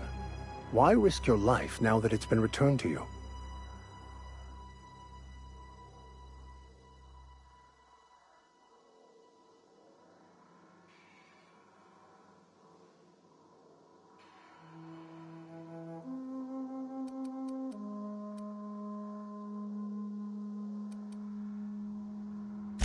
Fair enough.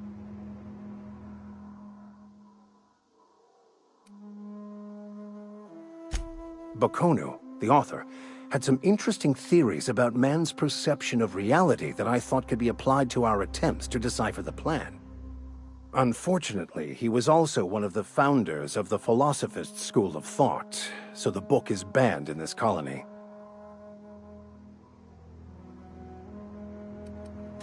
Philosophism's a false religion that stands in contradiction to almost everything we know to be true. They believe all is chaos, in stark contrast to OSI's belief in the plan. But most of the philosophist perversion of Bokonu's thoughts came more than a century after his death.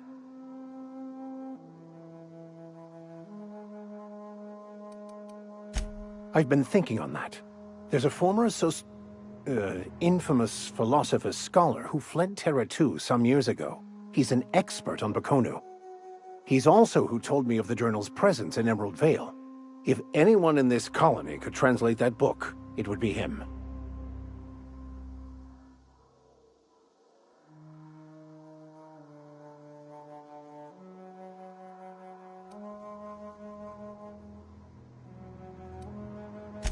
The only one I'm aware of. I suppose we could always just ask random passers-by if they are fluent in it.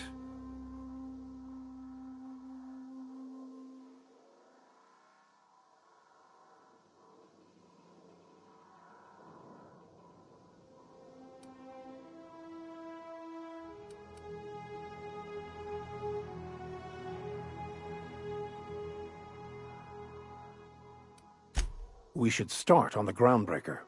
It's where I'd go if I wanted to get off Terra 2. Great place to pick up a ride to Hephaestus, Scylla, even Monarch.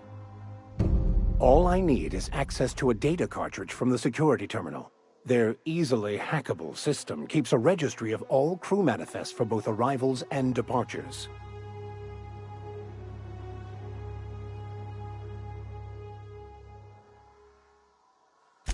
I'll comb the last 6 months of departure manifests to track the Philosophist's off-world destination.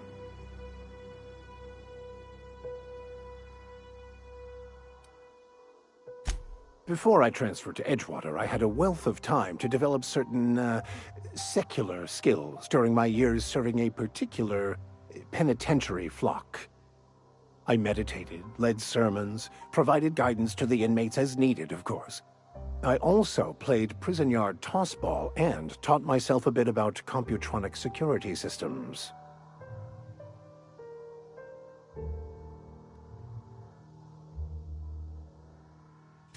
Thank you, Captain.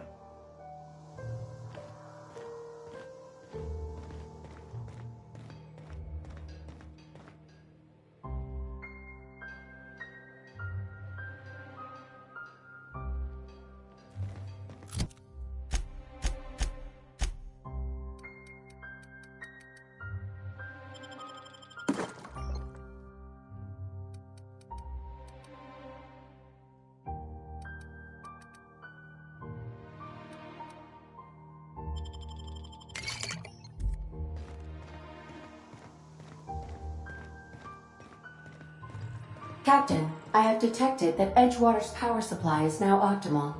I applaud your willingness to invest your time in the local community. What can I do for you, Captain? Do you know how to install a power regulator?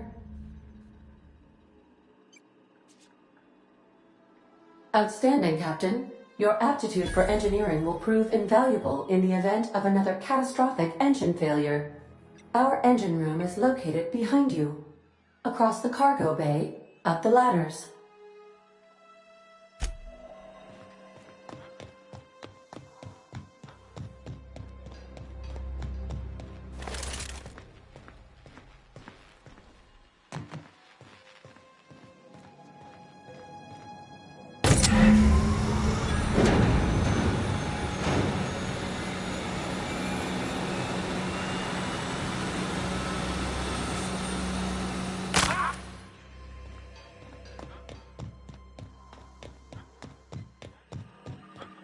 What can I do for you, Captain? All systems are operating within acceptable parameters. I am prepared to bring the unreliable into low-altitude orbit. This should prove an adequate test of our flight capabilities.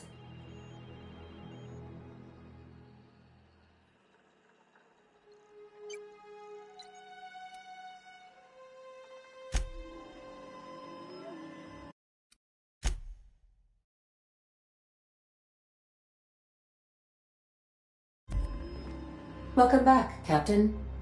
All systems are now operating within acceptable parameters. Shall I take our ship into orbit?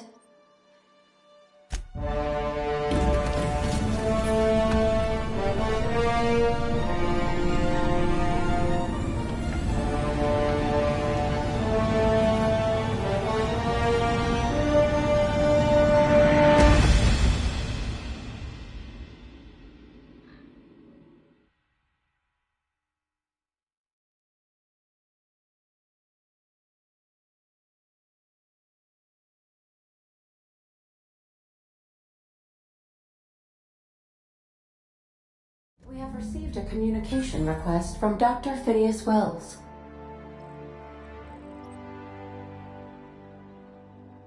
Aha, there you are. Hale and hearty, and captain of your own ship. I see you're putting the unreliable to good use. Shame about her former captain. Horrible way to die. How are you feeling, by the way? I lost track of you in that cave back there. Experiencing any, unnatural drippage? Perfectly normal side effect of thawing, I assure you.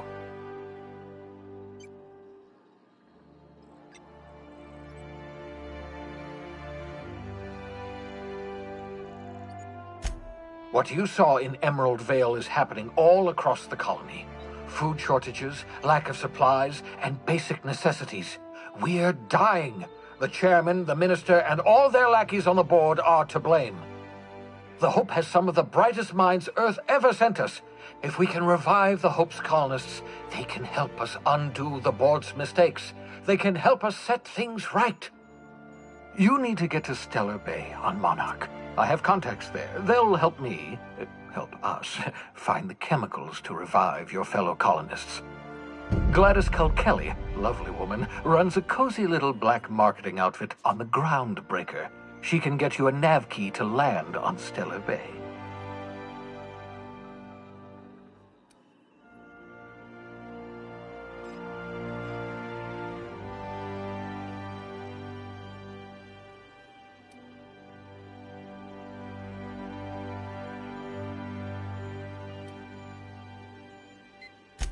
Strictly speaking, Monarch is a moon, terraformed badly, and almost completely lawless. You'll love it. Captains don't fly their own ships, you see. Your navigation terminal handles the, navigation. Think of a nav key as a set of flight instructions. The board's been confiscating nav keys for Stellar Bay, so we must rely on unconventional means of acquisition. Hence, Miss Gladys Culkelly.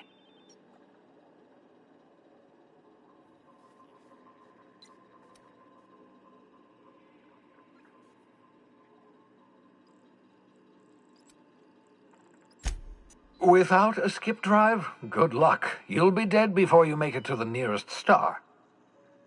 Look, I admire your optimism, but the sad truth is you're stuck here. You, me, and the rest of this colony. We're all skating precariously around the edge of oblivion together.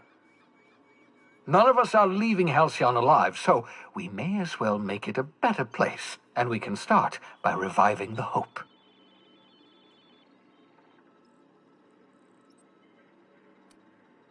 Gladys and I have been doing business for years. Her smuggling credentials are unimpeachable. If anyone can get you a key to Monarch, it's her.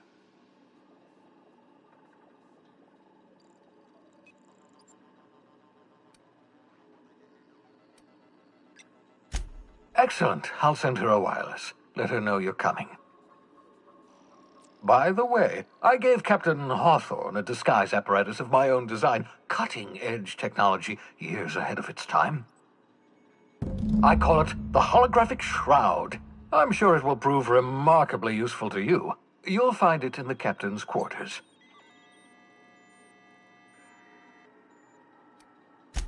Marvelous device. I'm quite proud of myself. The shroud changes the user's appearance to mimic that of another. It has limits, first-generation technology, you see, but promising. Exciting to see it in use at last. Very simply, the holographic shroud uses biometric information contained on standard identity cartridges to generate a holographic projection around you.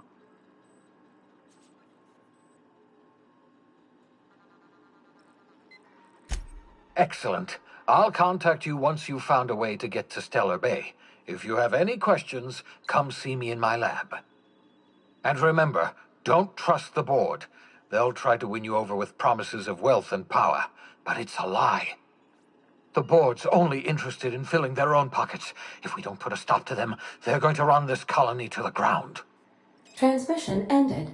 If you are ready to depart, please select a destination on your navigation terminal.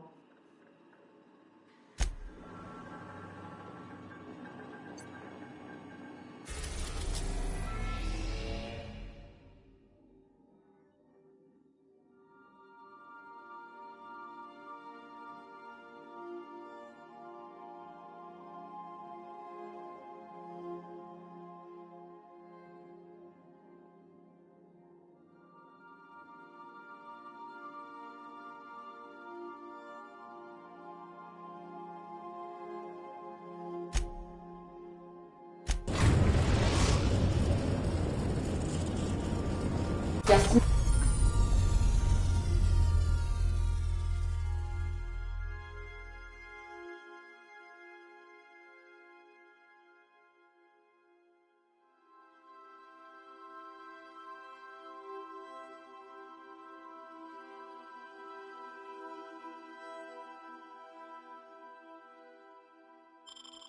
Nation reached. The Groundbreaker. Welcome back, Captain. How can I be of assistance?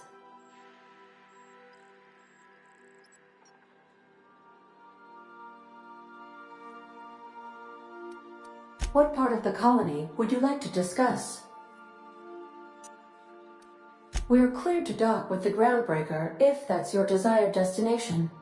If we're going there, please be sure all docking forms have been filed in triplicate and fees have been paid. The Mardettes take their docking laws quite seriously.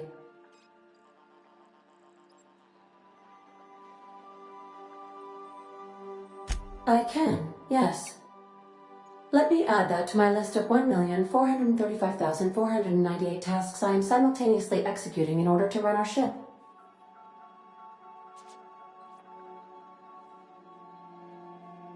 You are more than welcome, Captain.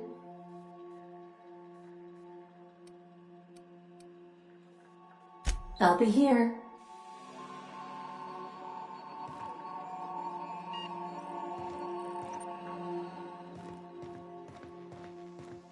Hey, Cap. Can we talk? Hey, Captain. I heard that Groundbreaker's got a real good engineer. A lady named Junlei Tennyson?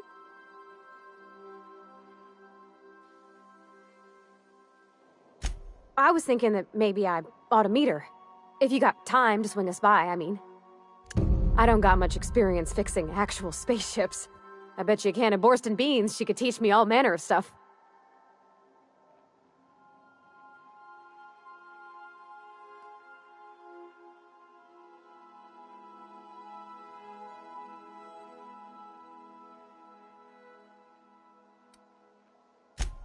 I abso-surely can. I'm a passing fair mechanic. Even Mr. Thompson would have said it's my only skill. But I'm used to working on cannery lines, AG loaders and the like. There's tricks about ships I ain't learned yet. All I'm looking for is a few pointers. I bet a lady who runs a whole station has forgot more than I ever learned.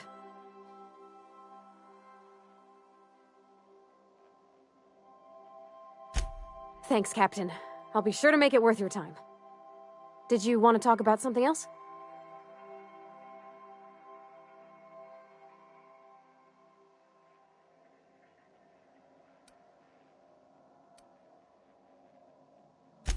What? You want me to leave? Captain, you can't mean it!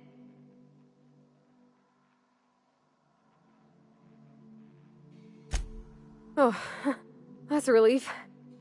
Thanks, Captain, for letting me stick around, I mean.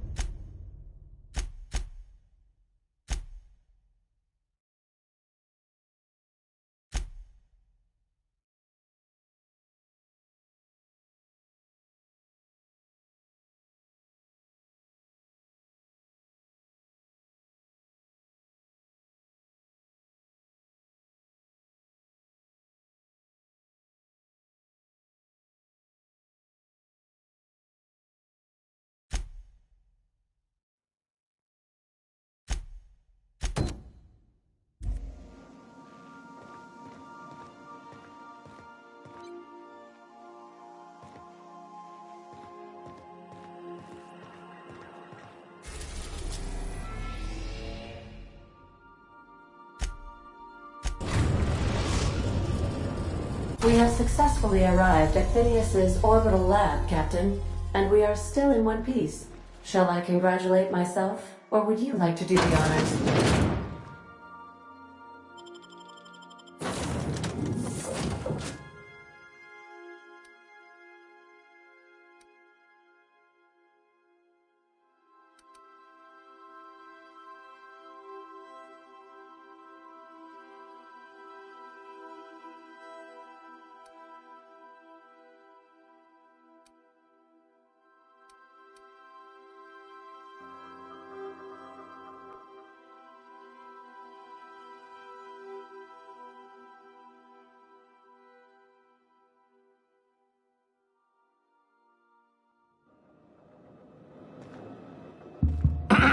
Hello?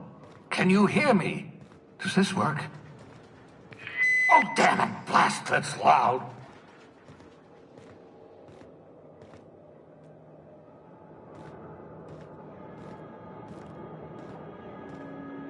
I'm just securing my ongoing experiments.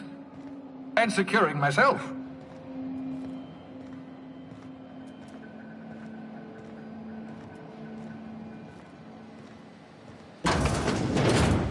Mind the mess. I haven't had a visitor since, in fact, I've never had a visitor.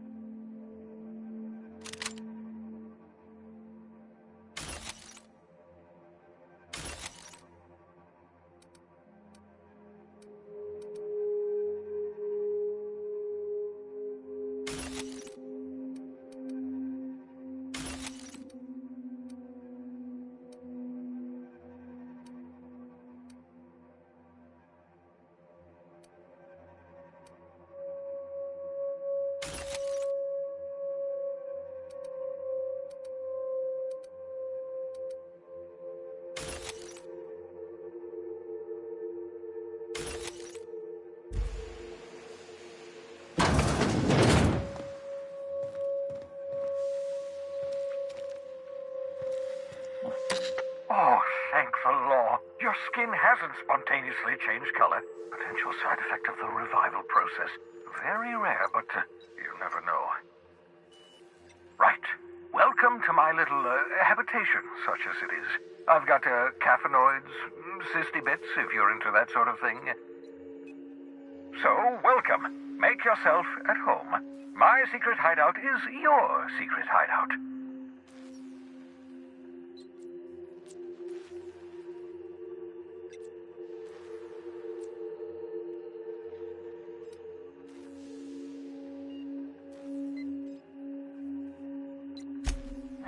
Balderdash, you hadn't yet recovered your faculties of speech. What was I to do? Dear so-and-so, would you like to be shoved into an escape pod? Blink twice for yes? Still, I admit I may have been a touch hasty, even thoughtless. I do apologize if I rushed you.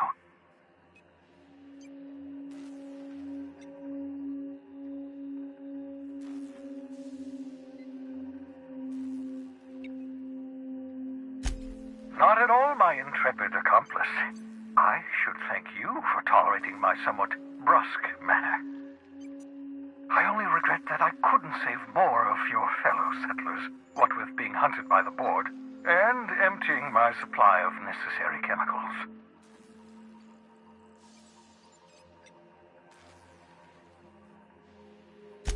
Of course.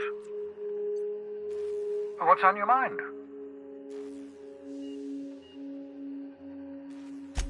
Oh, it's not you. I do experiments in that room. Some of them get quite scientific. The unexpected is to be treasured, but from a safe distance.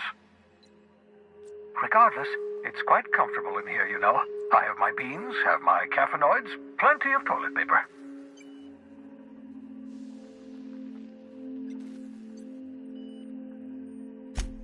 Absolutely. Let's talk. Oh, goodness, no.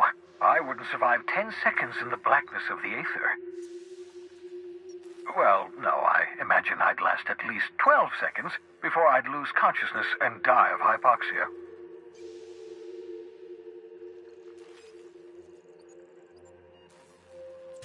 life outside work? No, of course not.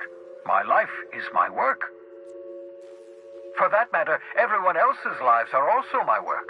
An entire colony's worth of lives are at stake. It's up to me, up to us to set things right. To answer your question, I'd rather stay right here in my lab. There's too much work to be done. The Hope's colonists won't revive themselves, you know.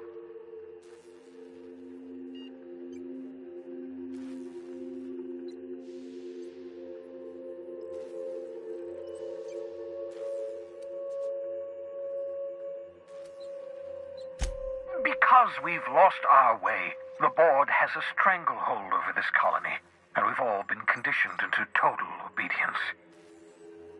The Hope is full of specialists, scientists, engineers, talented individuals like you, people who haven't been corrupted by the board. Unfortunately, the Hope's colonists have been frozen for decades, well past your shelf life, so to speak. No offense.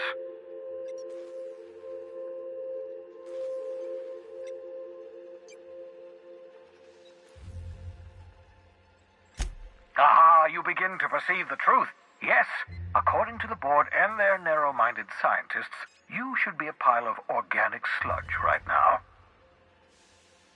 10 years. That's how long the average human can remain in hibernation. You were frozen for decades.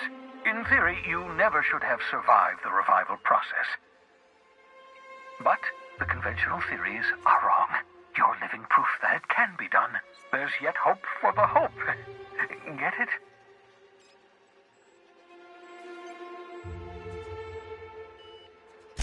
We'll do our very best to save them all. I'd best get back to work. I can feel my last dose of caffeinoid fading.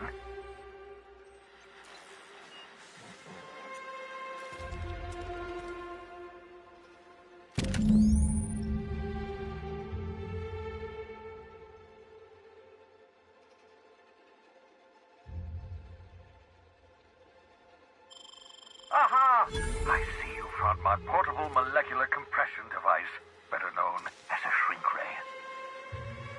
Find a target, point, shoot. Your target will shrink down into a manageable size, whereupon you may commence beating them to a pulp. Feel free to try it on a marauder sometime.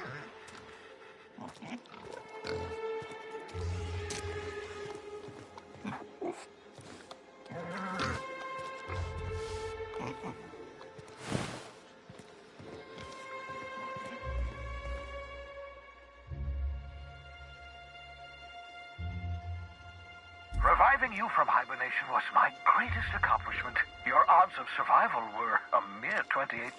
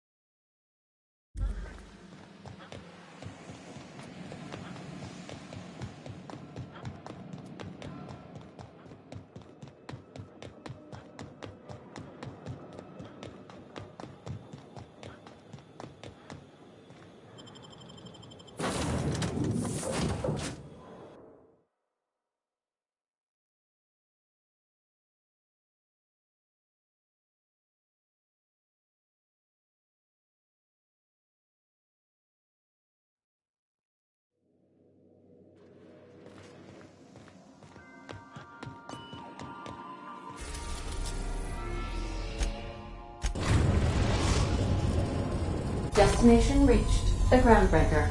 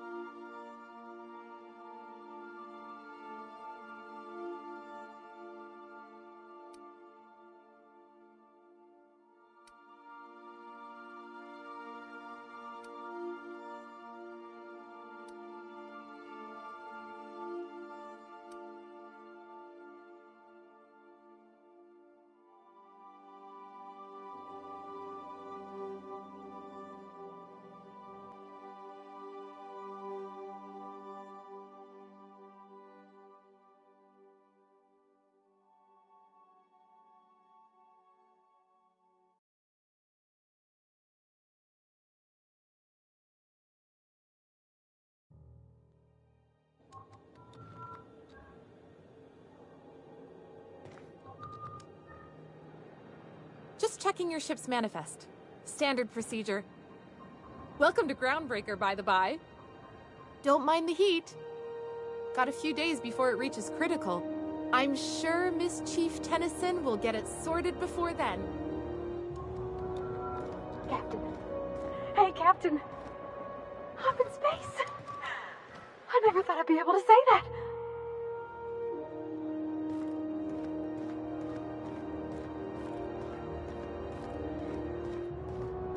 That's not the point. This halfwit just knocked out one of my workers. Yeah, with a tossball stick. I heard you the first time. There weren't any witnesses. No witnesses? He's not even denying it. Jackass had it coming. Shut it, Felix. You're not making this any better. You get cute with me again, you little Back Bay brat, I will toss you out an airlock. This is the Groundbreaker, not Byzantium. You ain't the law here. I am. Now move along. I don't have time for this. Need a trick. Going for a stroll around the docking base? Sure was. Got a knack for upsetting the board and the Mardettes all at once. Between you and me, I was hoping they'd come to fisticuffs.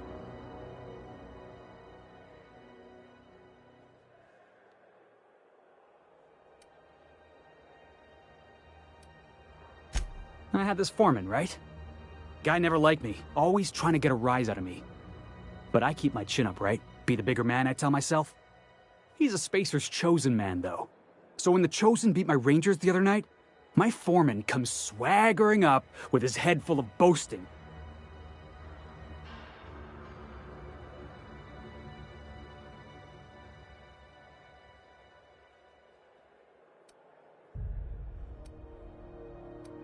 Look, this was a long time coming.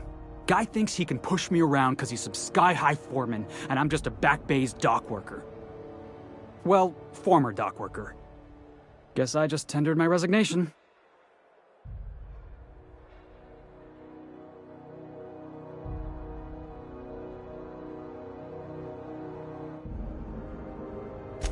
Enjoy my freedom. Scrounged together enough bits for a 0G. Other than that, can't say as I do. Hey, not for nothing, but I saw you wander out of that ship over there by the dock. Wouldn't happen to be yours, would it?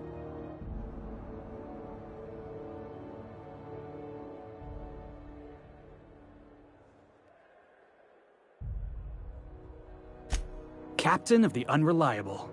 You're like something out of a serial drama. Hey, I don't want to talk your ears off, guessing you got places to be. I appreciate your time.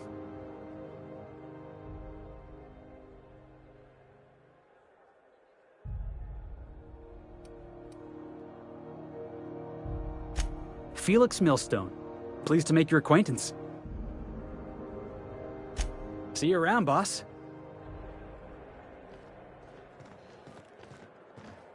Just arrived? Head over to Customs. Wheeler needs to process you.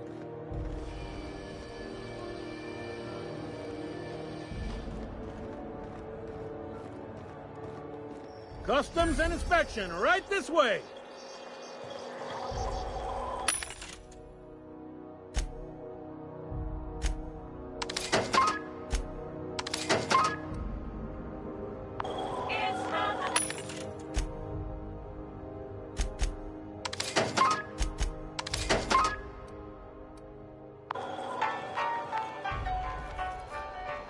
Identification, please.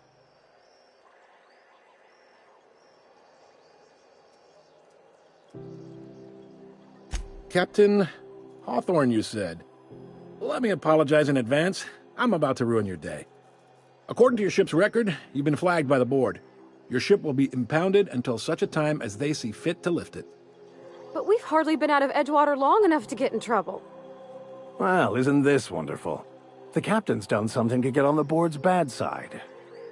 Now, hold on. This isn't the end of the world. Probably.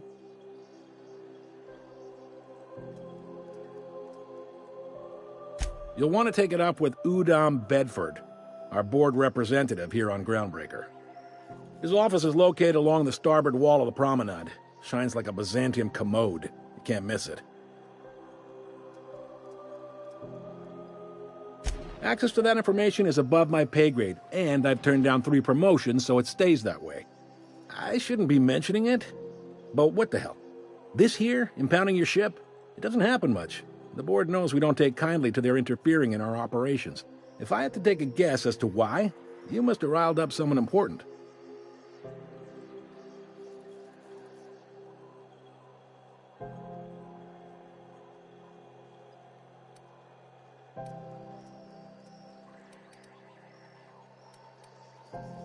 You take the starch out of them, well, you won't hear any complaints from me. Oh, and if you're headed that way, would you mind doing me a favor?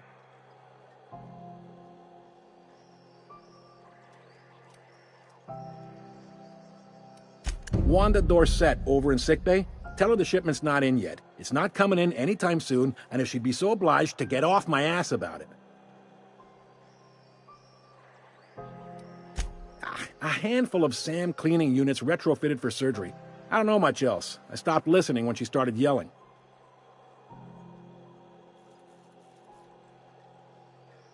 Of course. What am I to you but the guy who's got his eye on your ship? Is there anything else I can help you with?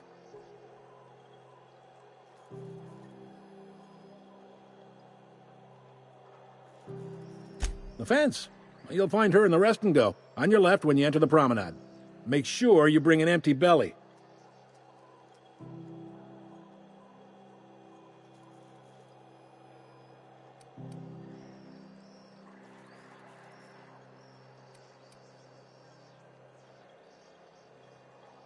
Most places are on the promenade deck. Big door yonder, straight through security. There's a bar on the starboard side. I got a preference for the Lost Hope myself. Talk to Vera. She'll set you right.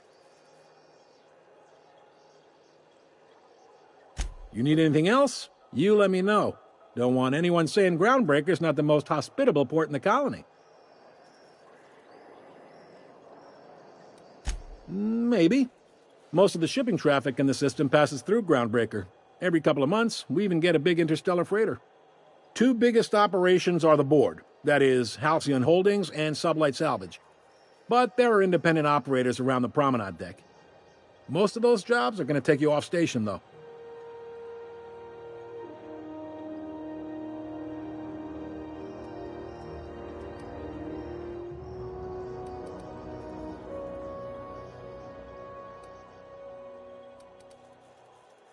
Commandant Sanita might have a couple of folks she needs killed.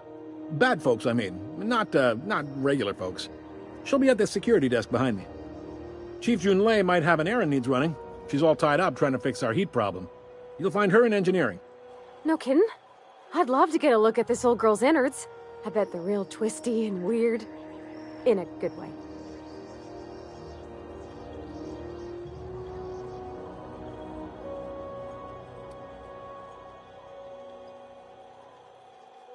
If you're thinking to make a career here, don't waste your time. Full-time jobs on Groundbreaker tend to be inherited, or go to a fellow crew member's kid. Keep it in the family, you know.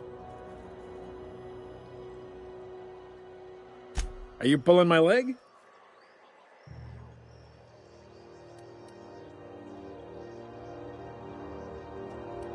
Goes like this.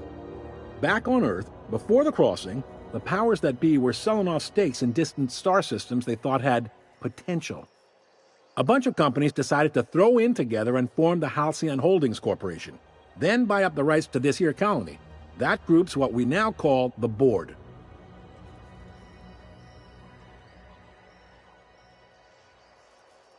Yep, Groundbreaker's the only real independent port. Aside from us, there's just tramp freighters and wildcat miners. Seems like every year the board's offices get bigger and their ships take up more of the landing bays. Haven't seen nearly as many tramp crews this year. Groundbreaker was one of the original colony vessels to come over on the crossing, a few years before her sister ship, the Hope. Once everybody'd been de-thawed and dropped dirtside, the original crew of the Groundbreaker decided they rather liked the spacefaring life. I guess that was the start of our independent spirit. Now, here we are. Sitting around drinking whiskey and smoking cigars, yeah, probably. Can't say for sure, of course. Doubt I'll ever see the inside of it myself. Glad to help. Relative to the board holdings? Not really. But there's a few with the means to go where they will. They aren't rich, but they aren't likely to look too close at your work history either. They strip the parts from derelict ships and abandoned outposts. There's some that say they make the derelicts and encourage folks to abandon their steads. Sublight gives me the creeps. I've known folks who went to work for them and just vanished. They're on the promenade run by a woman named Lilia Hagen. I'm only telling you so you know to avoid them. All right. He's friendly enough unless you speak ill of the board. Get the sense he doesn't care for Groundbreaker much. Not that he would, being a board man and all. He's our liaison.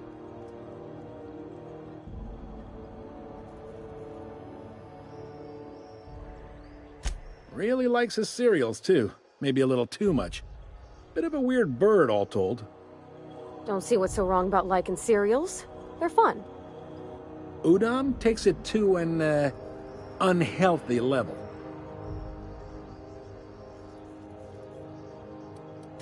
You noticed, huh? What can I say? We're passionate folks, and the board can't abide that independent spirit, especially not when it might impact their bottom line.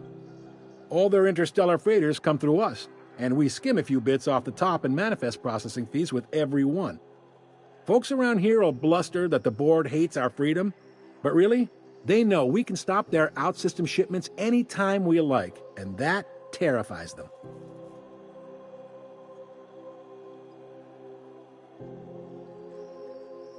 You mean the heat? Sure, we could make them fix it.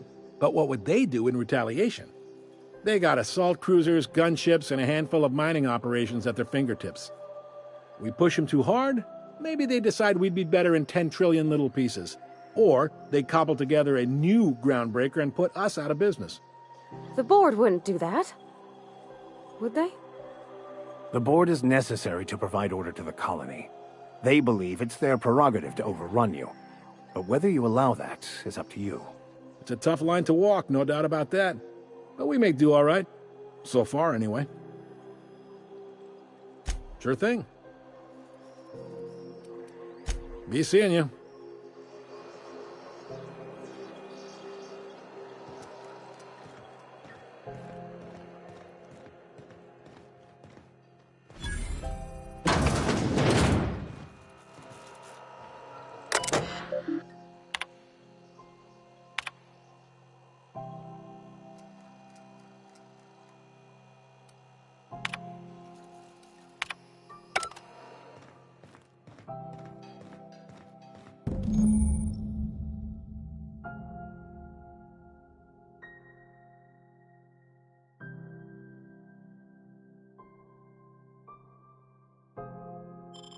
This is it.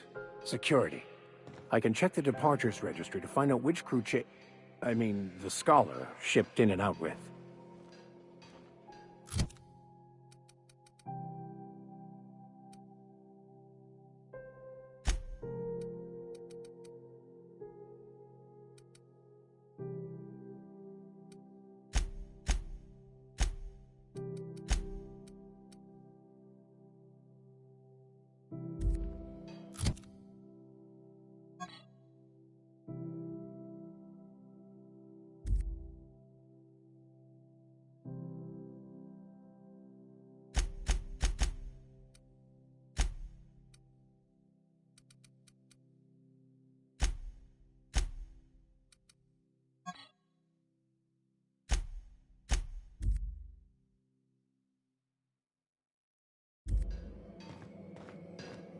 I picked up this weird signal the other day. It was coming from... As always, I am at your disposal. What's occupying your thoughts?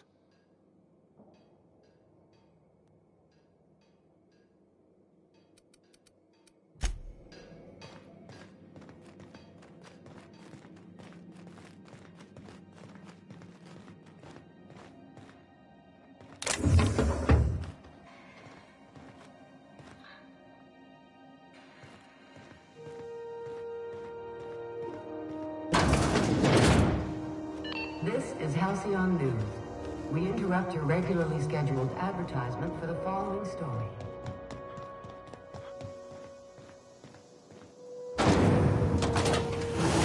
Try not to be distracted by the glare of the adverts. Lots of unsavory types about.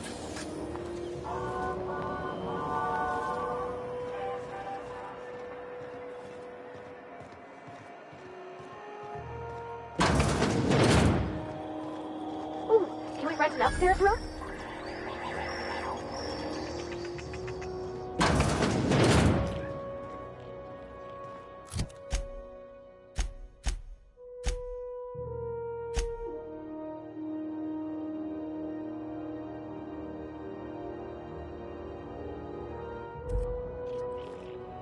Bless my heart. A stranger come knocking on a poor old woman's door. You here for a particular reason? Or did the neighbors tell you how good my sugar cookies are? Made without a single natural ingredient, or an oven. Just like store-bought.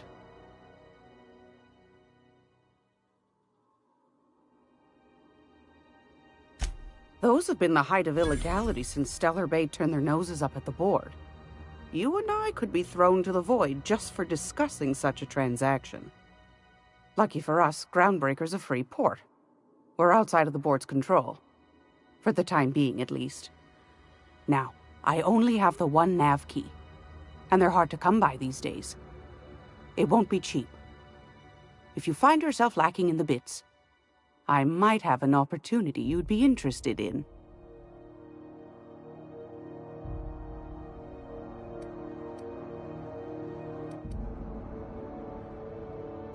Well, I find I'm in need of a ship captain with a little moral flexibility. Might be this could help out the Groundbreaker, as well as earn some bits. But if you've got qualms...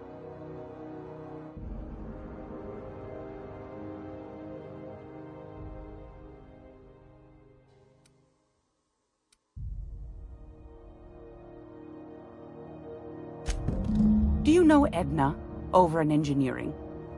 Sweet as a pea, that one. On occasion, she'll pass along transmissions I might find interesting. She sent me a recording of a distress signal she'd scraped from the Groundbreaker's comm array. Curious thing is, it came from an outpost called Roseway. And Auntie Cleo abandoned that place years ago.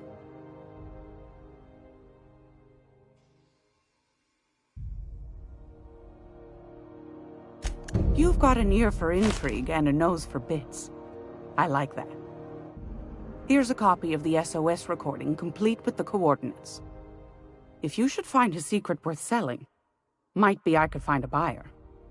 Corporate bigwigs will pay top bit for inside information on their competitors. The more we got the corps fighting each other, the less time they got to meddle in our affairs. Don't forget to come find old Gladys when you're done. I found a handsome ceramic mandapillar at a salvage auction last week.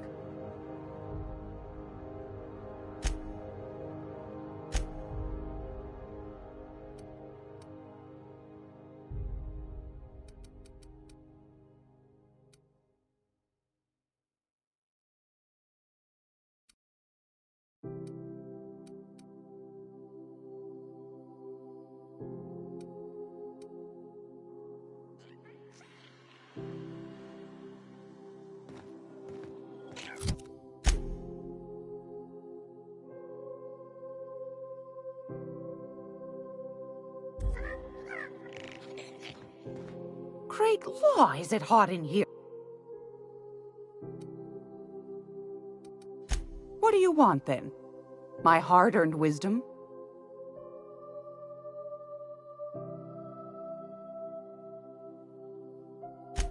That's right, dearie. The only independent station in the colony. That's us. Though for how long, I can't say. That all depends on Miss Junlei.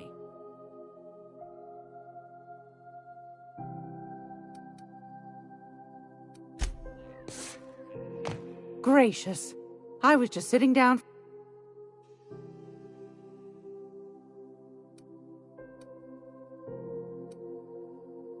Straight to the point, eh? All right then, on you go. Ask the common folk, and they'll tell you it's on account of all the monsters on Monarch desperate to gobble you up. Because that's what the board tells them, you see. I think they made some fool mistake that would make them look bad to the rest of the colony, and they're trying to hide the evidence.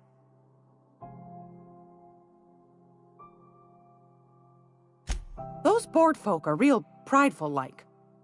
Never want you looking behind the curtain, lest you see their derrieres. But old Gladys knows the score. The whole colony's not much more than a diorama, showcasing one board screw-up after another. That's why we gotta keep them from getting their grubby mitts on Groundbreaker. She's our mess.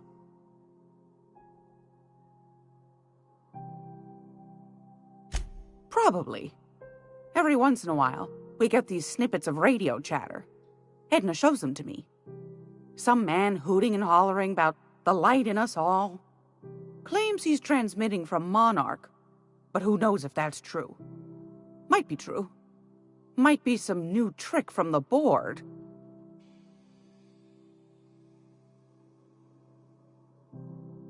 Groundbreaker's radiators. Been neither fine nor dandy for weeks now. Miss Junley's supposed to be getting them fixed, but the board's determined to get in her way.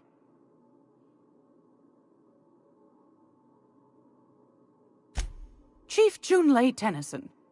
Used to be she was chief engineer before her mama passed, and she took the helm. She's neck-deep in the ship guts by day, slap-fighting with the board by night.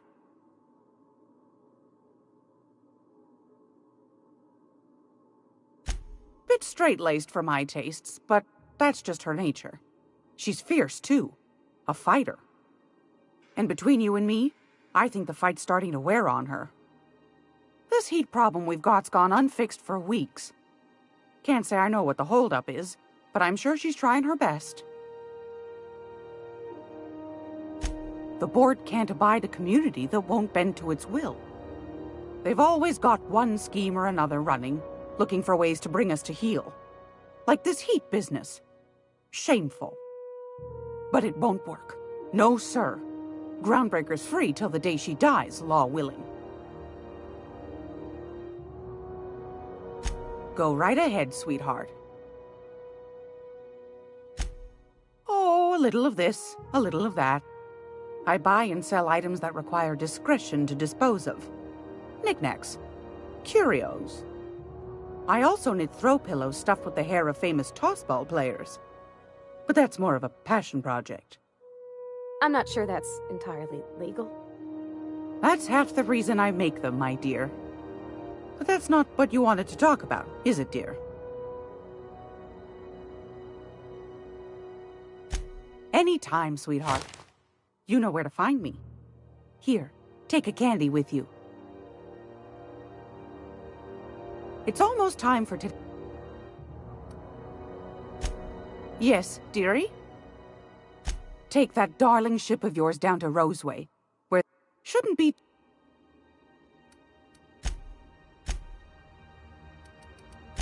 Anytime. Okay.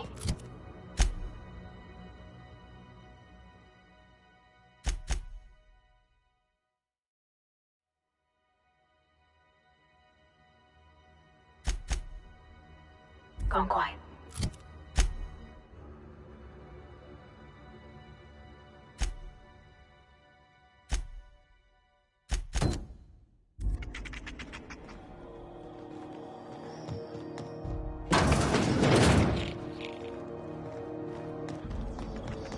This is Halcyon News.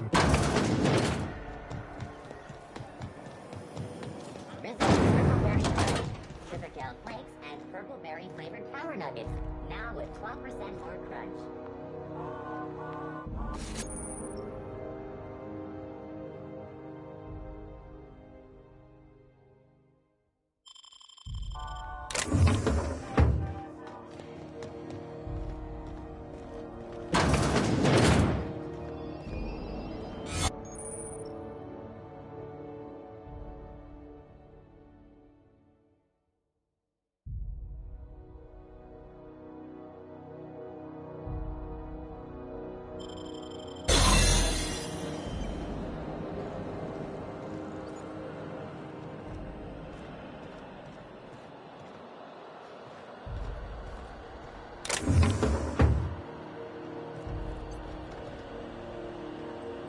by verity, by strength.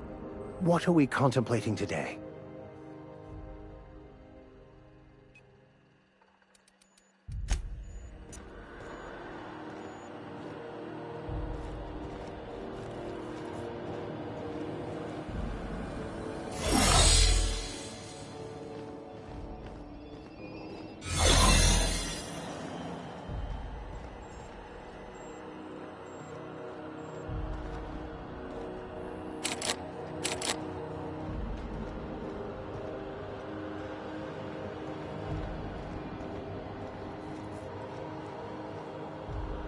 Carry on. Keep your sights out, friend.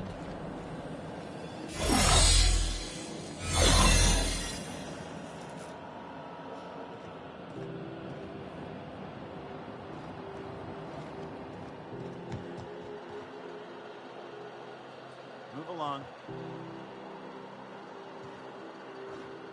Hey.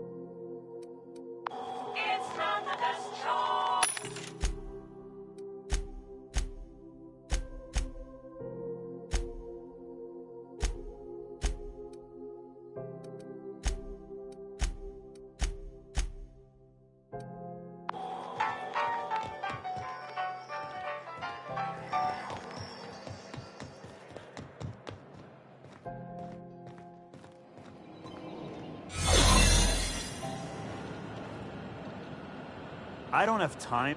Got my sights on you.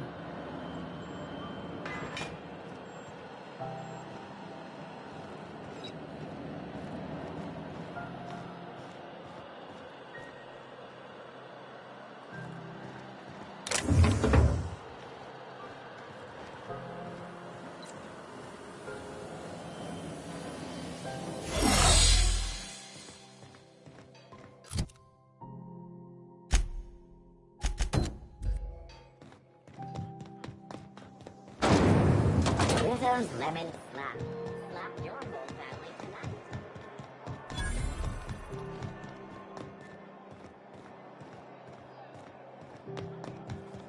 Go back to Byzantium. Have you seen this man? Reward offered for information leading to the capture of noted terrorist Phineas Wells. Report any... Hearty greeting, potential customer. Welcome to Auntie's Kitchen, a home-style consumable protein dispensary. May this unit dispense proteins for your ingestion.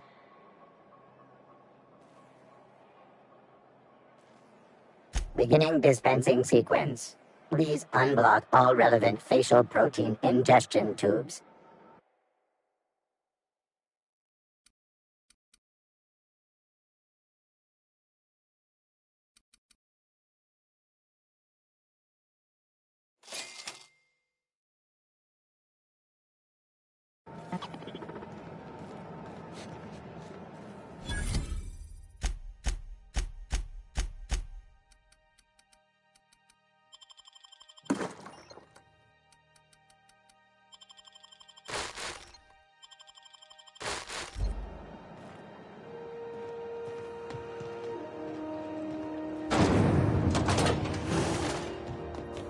Thought there'd be more machinery.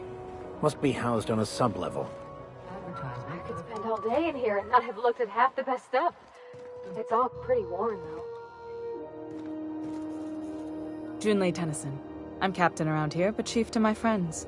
Hope you don't mind the formal introduction. Groundbreaker doesn't see many visitors. No, it isn't.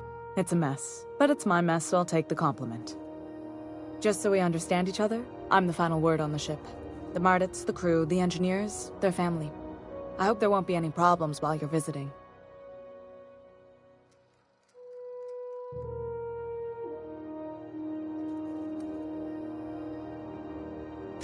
Ain't that always the way?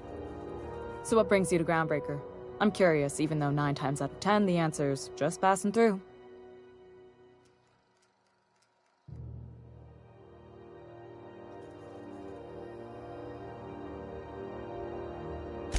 Interesting.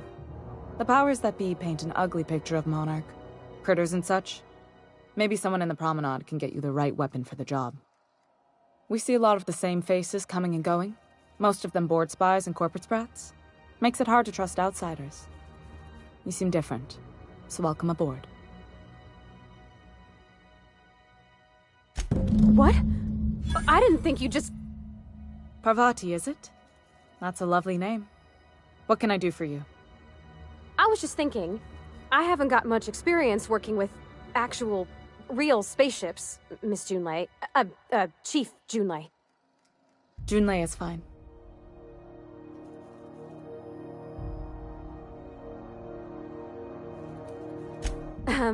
Okay. Since you run a whole space station, I was wondering if...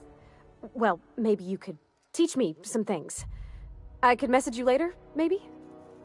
I'd be happy to make the time, Parvati. You can ask me anything.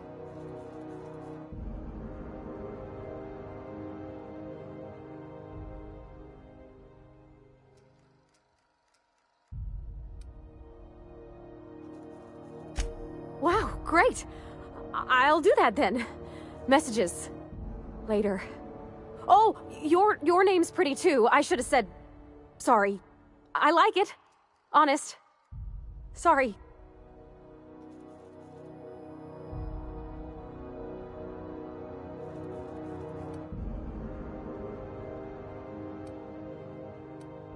Couldn't have done it without your moral support, Captain.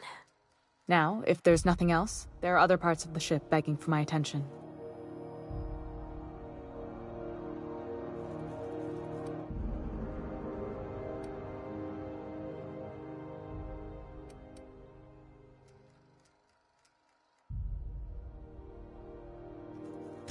Groundbreaker's radiators need replacement parts.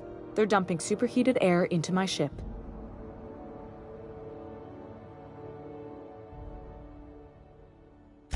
Only the board has access to new parts, and I won't let them swindle me into a corner.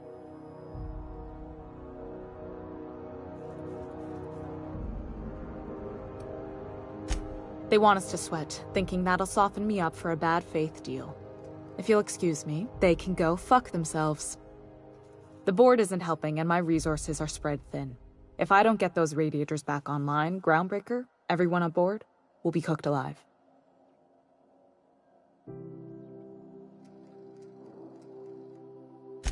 Reasonable, huh? That's the best news I've heard all day. According to my grandmother's old schematics, the parts we need should be in the back bays.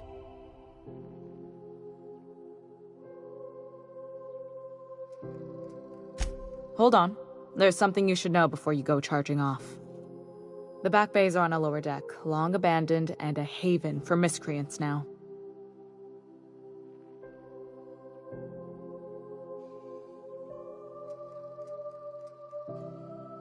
Good. Once you've obtained the parts, we can proceed to the next phase of repairs.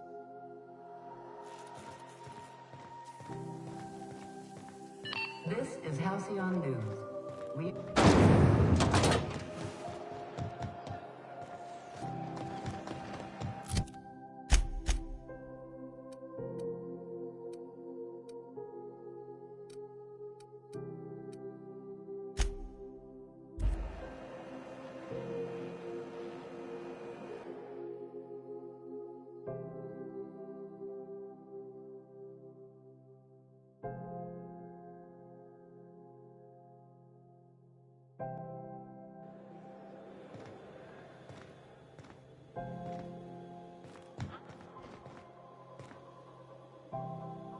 Hey there, you mind stepping back? This charming little ship's been impounded and I'm afraid I can't let you near it till it's not.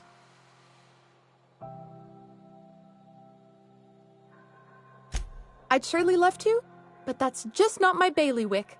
You'll want to have words with our representative here from the board, Mr. Udom Bedford. His office is on the promenade. Gosh, I wouldn't dream of it. Not unless I got to, and I don't see any reason why I'd gotta. Do you? She's a good ship, ma'am. Mostly doesn't act up at all. Happy to hear it. I ain't felt so much as a tepid breeze in weeks. I hope Miss Chief Tennyson gets that fixed soon. Well, it doesn't smell as bad here as Edgewater's graveyard in high summer, so guess I can't complain. Either way, let's not stick around so long we all roast alive. No offense, Ms. Elson, I'm sure whatever critical problem needs fixing will get patched in time. Whew. I'm starting to feel like a sisty roast in all this armor. Have yourself a pleasant day.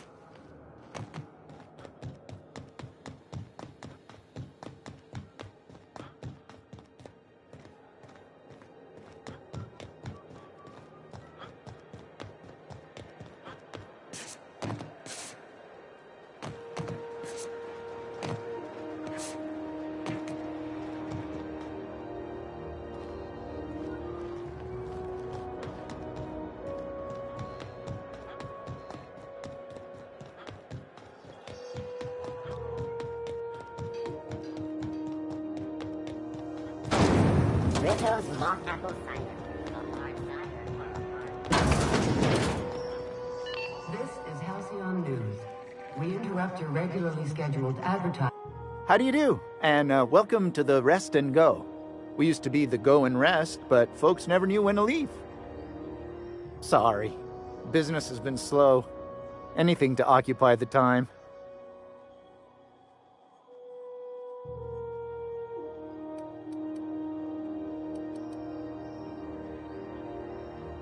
Didn't quite catch that. You'll have to speak up. Glass ear? Sorry, there's a lot of static on my end. Huh. Now that I heard.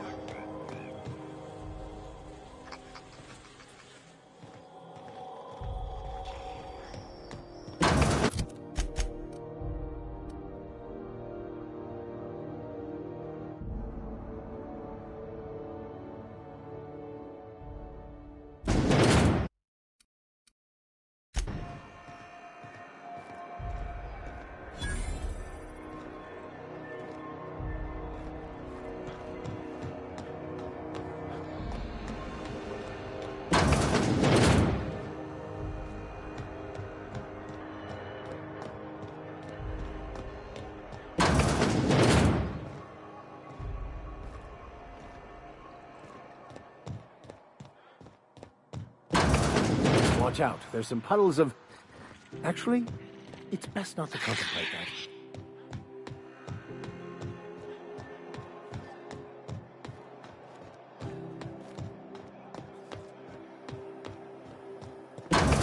I'm just gonna hang in the back and try not to touch anything. You'd think the board and its agents would be more content, sitting at the top of the system's food chain as they are.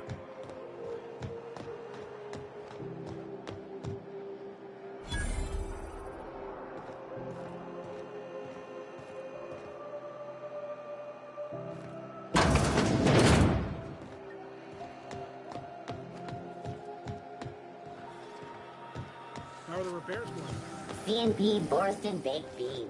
When you need to eat and run, Borston Baked Are you Beans listening is the to me, only Emperor? one. You can't get me out of there. Please don't make a scene, Dr. Finhill.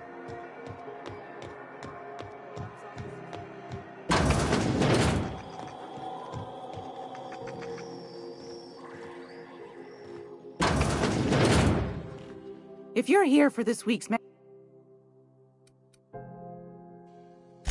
I've got a lovely...